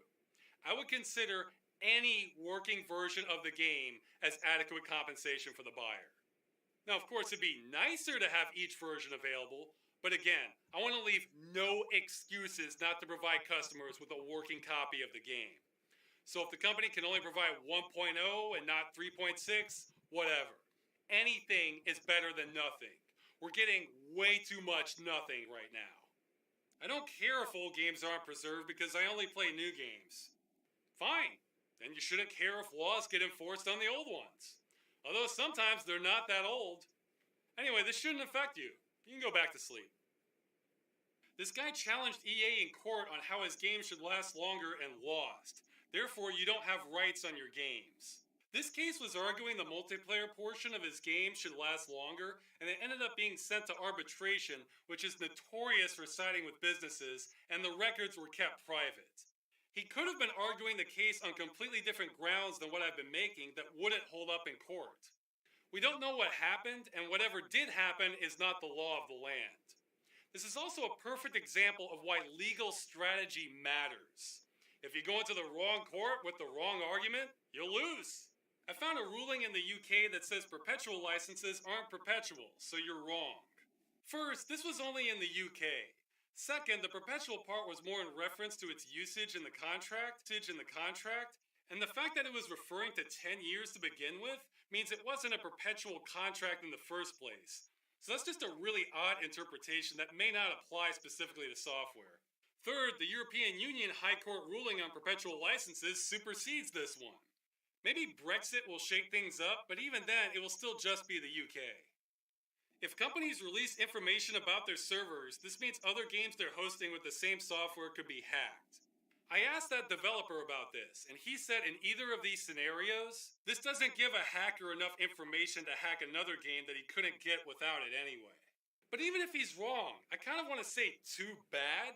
At some point, a company should take responsibility for its actions. And that's how I feel about most of these counter-arguments. They're excuses. They're excuses not to do what everybody in gaming should know is needed. This right here is not the end of the world. Somehow, companies found a way to make thousands of games in the past and not destroy them. It's necessary to go back to that. And it's cheap. See, companies are going to fight us all the way on this because, customers are the enemy. But this is what they care about. This is their gravy train. And preserving games doesn't need to interfere with that. If I could get companies to understand one thing, it's that this is going to be way cheaper than any litigation. I don't expect them to get that message, but I wanted to say it. All I want here is the absolute bare minimum of responsibility to not kill games. Just the tiniest bit. My God. And finally, we're done. So what now? Well, I didn't make this video for my health. This isn't some TED Talk where I say something positive and then everybody acts like the problem's solved. No, I made this to actually get something done. At this point, I've taken things as far as I can on my own. So this video is an SOS for help to take things further. If you think you can help with ending this practice, let me know. Here's my email. I probably need people like lawyers or law students, especially in consumer law, activist organizers, or anyone with connections to organizations that could actually get the ball rolling on this. Here, I made cheat sheets of all the important stuff I discussed in the video. I'll make this and key information you might want available as a download link also. I think there might be some meat on some of the legal precedents, but we need them to be examined and ruled on. Here's a few more ideas I had about possible places to start. And the thing to realize is we don't need to win all battles to win the war. Say we can't make any progress at all in the United States, but we can in the European Union and Australia. Well, that could be enough to make companies have end-of-life plans globally, because then that will be cheaper than facing fines or lawsuits. Anyway, I don't know what to do with this information, who to contact, what the procedure is. I'm a layman. It's a miracle I was able to put this together as it is. My most valuable function in all this is as a mascot to get people fired up in the right direction. Yeah, like that. That could be me. Somebody else needs to figure out how to use this. Maybe an agency says they can help, but they need enough public interest first. Well, then I'll be right back up here telling everybody to contact them. Or maybe all that's needed is some legal person submitting the right documents to the right offices. I'm trying to pull people out of the ether who have more of a clue how to push this forward than I do. I said at the beginning that I'm declaring war on games as a service. That's true, but this is retaliatory.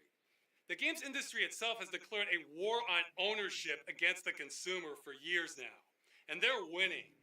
We're seeing the industry act with utter impunity on this. At the time of this video, a new era is starting. Stadia has been announced with streaming-only exclusive games, meaning you'll never be able to preserve those. It's impossible. Not even that 0.1% chance. And they're not alone. So many companies are tripping over themselves to do streaming games just like that. The games industry is so eager to take away the concept of consumer ownership. And that means these games are going to get destroyed. This is like something out of a science fiction story to me. And yet, here we are. Now, I'm as cynical a person as you're going to find on this topic, and even I am seeing a chance to change this. The law could be our ally on this. We don't know. The problem is the law has been utterly asleep at the wheel regarding the games industry. So we have to wake the law up. We're going to lose for sure if it keeps on sleeping. Even if it's against us, there is no downside to getting the law involved. The situation has gotten that bad. Because of that, I'm only interested in plans where the end game is some sort of legal process. I think that's our only chance. I don't think changing consumer habits will work. In fact, I saw a quote before that said something like, anytime someone says the solution to a problem is to vote with your wallet, I know that cause is doomed.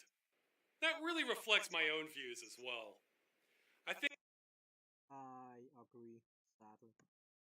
We hear that often you can vote with your wallet and so on, and it doesn't work. Because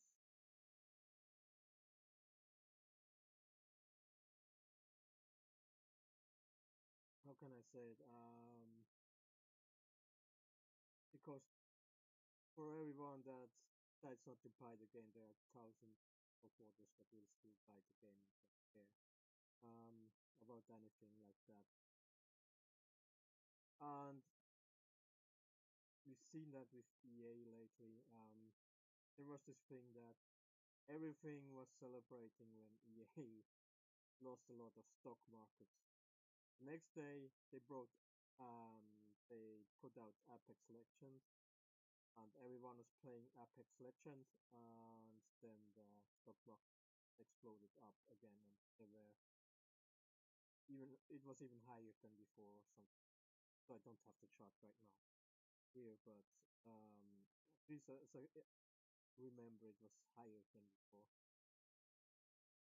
And there's this kind of like thing if then you argue with these people, yeah, but why do you play Apex Legends? Yeah, I mean it's free to play. I don't give money to EA, and this may be kind of true directly. You don't pay for microtransactions or anything like that. You play the game for free.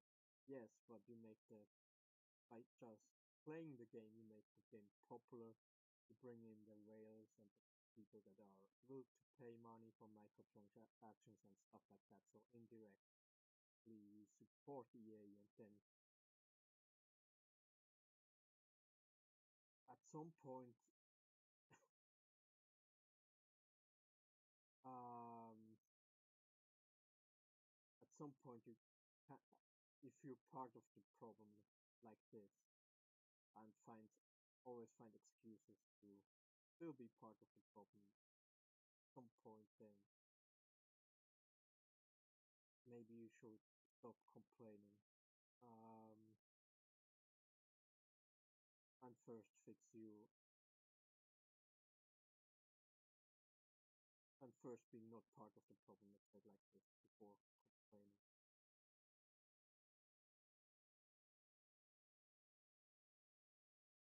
That was maybe a little bit wrong said.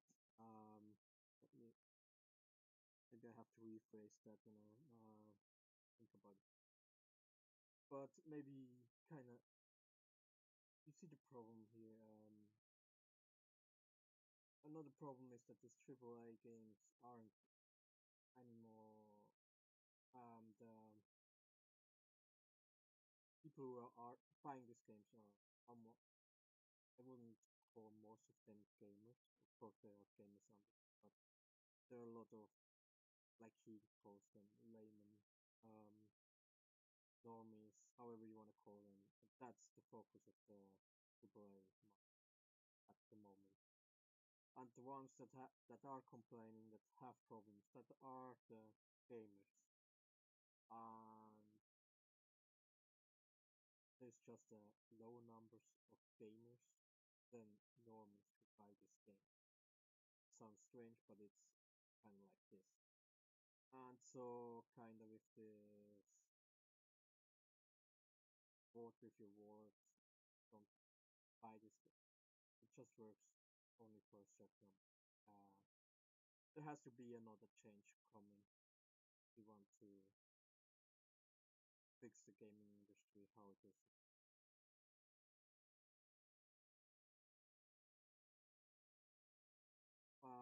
absolutely agree here. Let's finish this up and then talk a little bit more. Legislation could work, but I also see that as almost impossible. I have no power.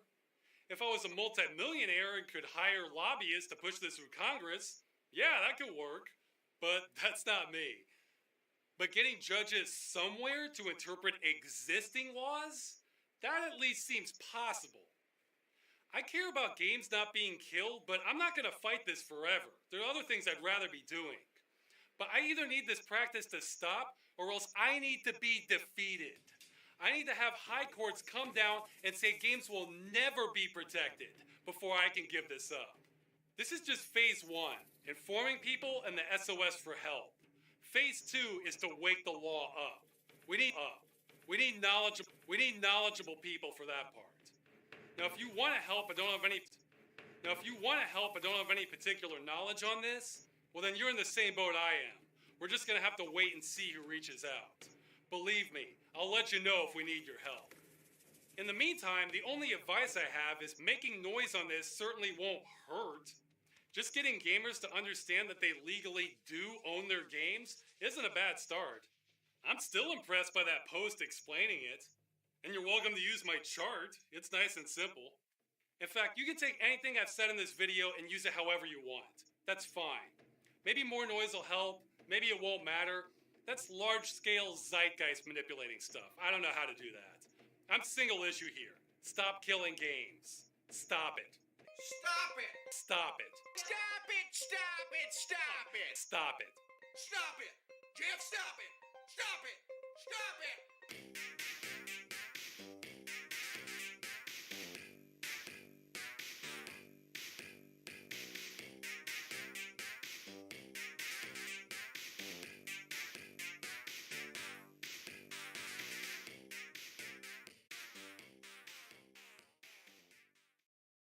This needs to stop. Was definitely interesting. Like I said, he took a different direction than I expected. So, to be honest, because I didn't really think or let's say I didn't know that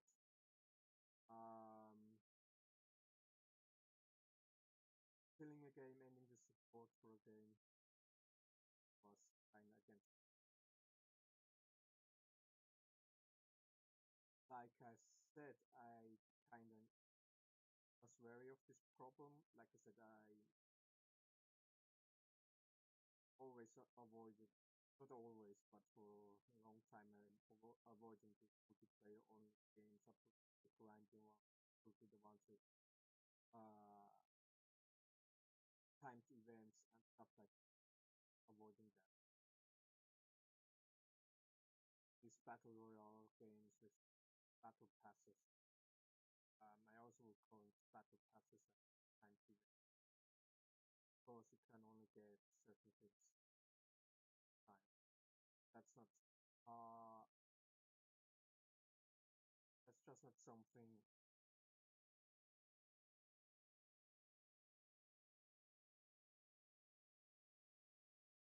I'm interested. Like I said, I'm 2 years back with games I play, and I wanted in 10 years. I want the game that I like to play now. I still want to play, have the chance to improve. The same in 20 years, the same in 50 years, and so on. And these multiplayer games, they just don't give you this guarantee. Single player games, you have this guarantee. You can always finish the game whenever you want. And it's not only that, also with the whole achievement stuff and stuff like that. I mean, I already realized that with my PlayStation 3 games that because some games have this multiplayer achievement, and some games have absolutely zero players in chance to get these achievements, and that's already for me kind of problematic, even if I never had the time to get these achievements. But at least I still want the possibility to have this achievement, and I'm already pity with that. And then he kind of says like, yeah, you even if the game is free, but you pay for in-game item, and then they kill the game. You don't have.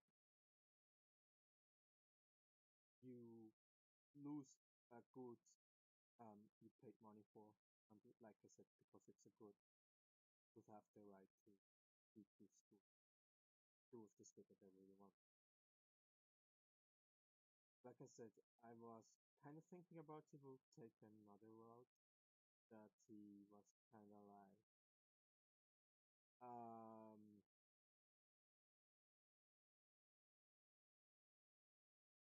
going the route like, because the games come out unfinished, because they kind of lie about the content of the game, and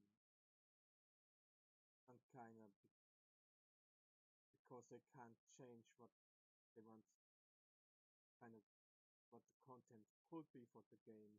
I mean, they can put the roadmap, but then they change the roadmap and they bring a terrible excuse or something like that. That this would be kind of the scam, or that they hide content behind a paywall and stuff like that. Maybe I was hoping that he will go there and that he will prove that this is the scam. Because it would affect a lot more games, not only the so-called games. So maybe it was just me hoping he would take this advice that he goes, that it takes the route about taking away the goods someone paid for. But it was definitely interesting.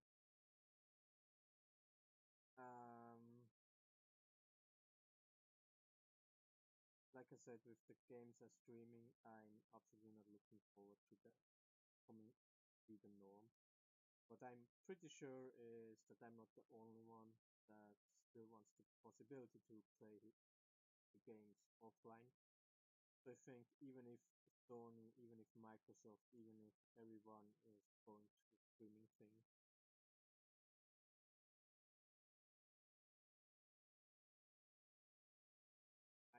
I think there will always be space. Someone bringing out the console and offering offline games.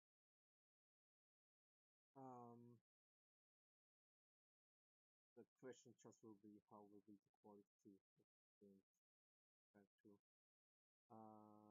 streaming games. But then and then also there will always be the indie market, of course. Um,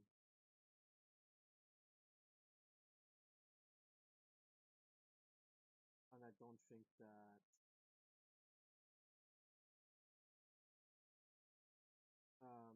the streaming services will be too interesting for indie games.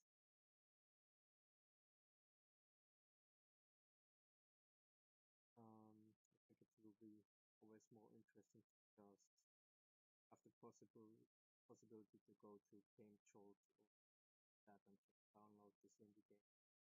Um, yeah, I'm not sure about that.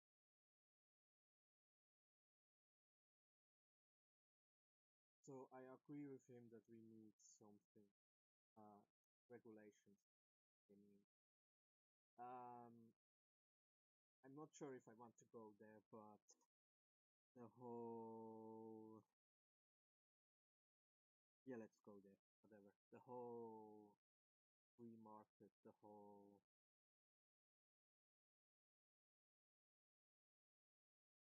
thing with let the market regulate itself. The whole fight between communism and capitalism. For me, both systems are extremes. communism is an extreme, and capitalism is line against any form of extremes, which is political or anything else. I think there has to be a balance between everything, and there has to be a balance between capitalism and communism. I mean, communism proved already itself, and so did capitalism. Um, just want to remember you at 2008. Um, and the gaming industry is another example of failure, because if we go a market that is really free, has not much regulation, then it probably is the gaming market, the gaming industry, because most of other or almost all markets are regulated in some way, and we kind of need this regulation, minimum wages, um, laws against monopolies, cartels, and stuff like that. And all these things are regulations, so they taking away the free market. And the gaming industry, it just needs more regulation, of course. I mean, how long do you want to wait that the free market regulates itself? It won't happen. I mean, this loot box stuff and so on, you can say, yeah, it's a recent. No, it isn't. Actually, this started 10 years ago, or over 10 years, when gaming got more mainstream. I think it's pretty much around the start of PlayStation 3 and Xbox. I don't know which number. Whatever. Um, when it was extremely easy to get online with your console. Of course, that was the part when we started to have first day patches and DLCs. And when I first kind of heard about first day patches and DLCs, and this is the end of gaming as we know it. Because I said before, if you had a PlayStation 2, you got the game for PlayStation 2 new, you got the working game,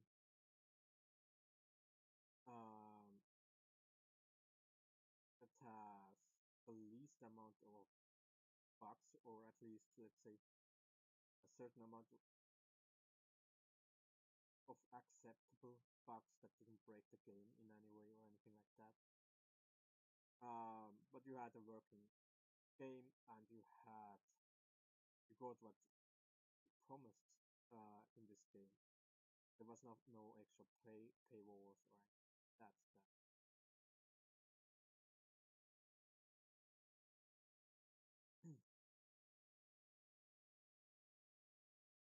um, so you didn't have to pay extra money for really getting the complete game. And then first day patches already, it may sound kind of like a nice thing, because anime patches in anyway, so because they gives the developers the opportunity to patch their games. But the problem is, it's not an opportunity anymore. It's just they count on that they can fix the game after it's released, and that's the problem I had then, and I still have with this patches. Still should be the opportunity to fix your game, not shouldn't count on. Oh well, we have first day patches. Oh, we can patch the game later on if there are bugs and so on. Shouldn't be counted on that. If you bring out the game, absolutely, for AAA games are games that they put millions into crafting. I say it's something else if indie games, if smaller companies use stuff like early access and so on to have this opportunity to fix and improve their games, an opportunity they of course didn't have. And for that part, all this stuff is okay, but for AAA mark, if I pay $60 and I get my game at the first day it is released, it will work.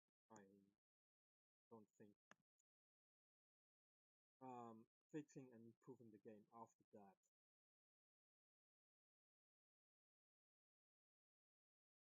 I don't see a lot of excuses for that.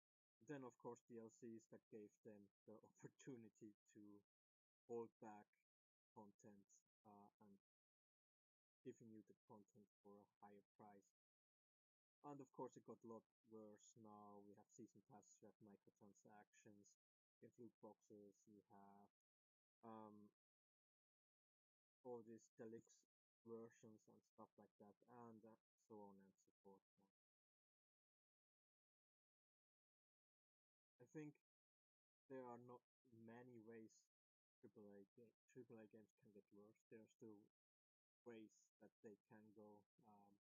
I always say we are one step away from AAA games being crowdfunded. So you have to pay, so they make the game, so you can pay again, so you can play the game, so you can pay again, so you get all the content. Something like that. That's definitely a step worse. Another thing is that you just get that you pay $60 for a game, and you get only the core. So let's say it like this, kind of like the core, the main structure of the game, and then all the content you have to pay for everything. After that, you have to pay more and pay more. And just to get kind of one step ahead, all these things like I rather have microtransactions, then games are being more expensive. Games are already more expensive. That's not an excuse anymore for microtransactions. That's games get more expensive if they aren't there. Because like I said, there are the deluxe version stuff like that. So $60 is just the minimum price pay for playing the game. Then there are the deluxe versions that give you more content and stuff like that. Then there are the season passes. There are the DLCs. There are the micro transaction and the word I really like that kind of the macro transactions because some of them you can't really call them microtransactions. So even without loot boxes, microtransactions, macro transactions, however you want to call this stuff, you pay between 60 to $200 for a game. And then with microtransactions, so on, this can go up to thousands of dollars. So saying that you without the microtransaction you would pay more money for games, this is ridiculous because games are already not $60 anymore. At least if you want the full experience. And that's something we could expect back then, that if you pay $60 then you got the full experience. Yeah, so I went a little bit off here. Like I said, I agree that the gaming industry needs regulations. Maybe I was hoping he talk more about other issues that are kind of going in the direction of scam, but that's probably not. The things I talked about. Problem with killing games.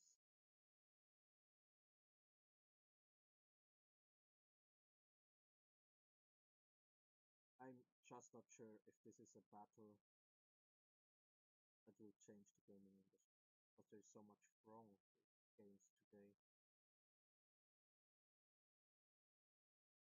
But it's maybe just not something I was thinking about. It's difficult to kind of say here.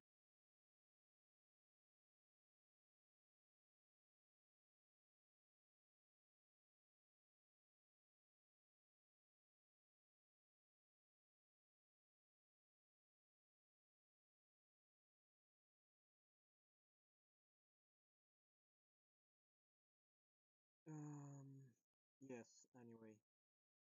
Just some thoughts about it. I think it was a great video. Very informative.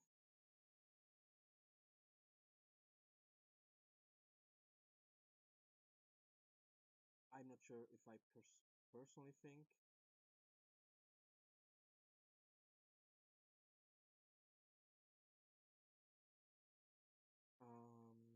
that, how can I say this correctly? I'm not sure if this is the if this is the biggest problem the gaming industry has.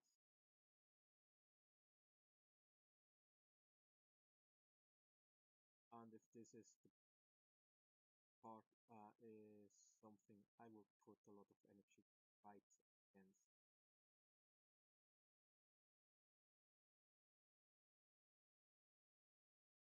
But that's just me.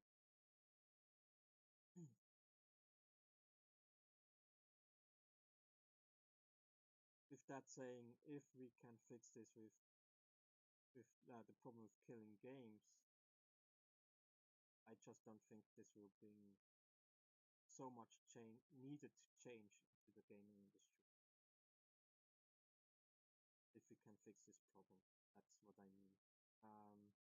Doesn't mean that this isn't a problem or anything like that. Just for me personally, is this the problem we should put highest priority in?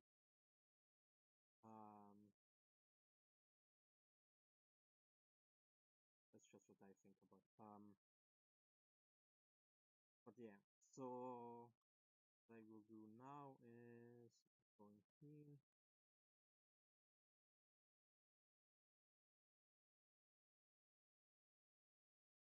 To his video.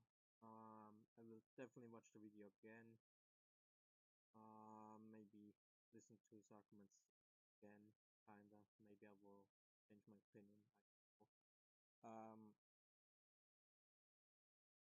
Because, like I said, it was maybe not what I was hoping for, but that doesn't mean it's irrelevant or anything like that.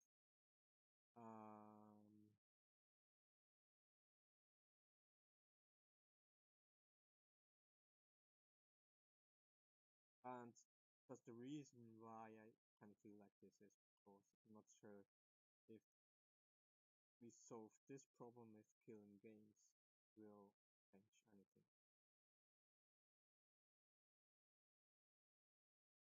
Anything big with the gaming industry or the problems we have with it. But like I said, what I will do now is I will do a subscription. You can do the same if you want to, if you like the video like that. What I definitely will do is I will watch the video again on YouTube. Like I said, my problem was that I had problems with streaming the YouTube video,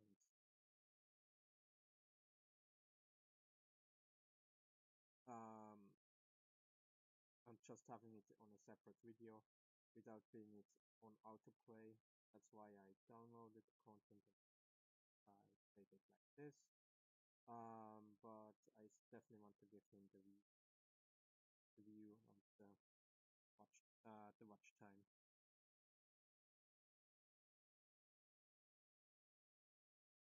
And I think with that we can more or less video here. There's something else I should want to say.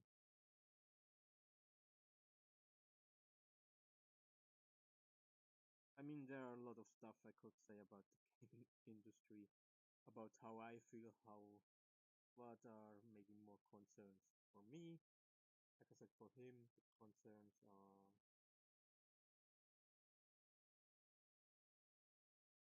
are maybe different than my concerns. Oh my god.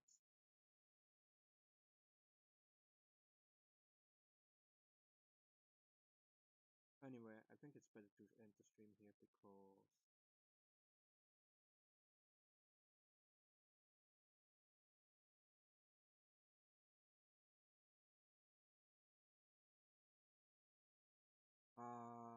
close everything down extremely here. Anyway, thank you for watching.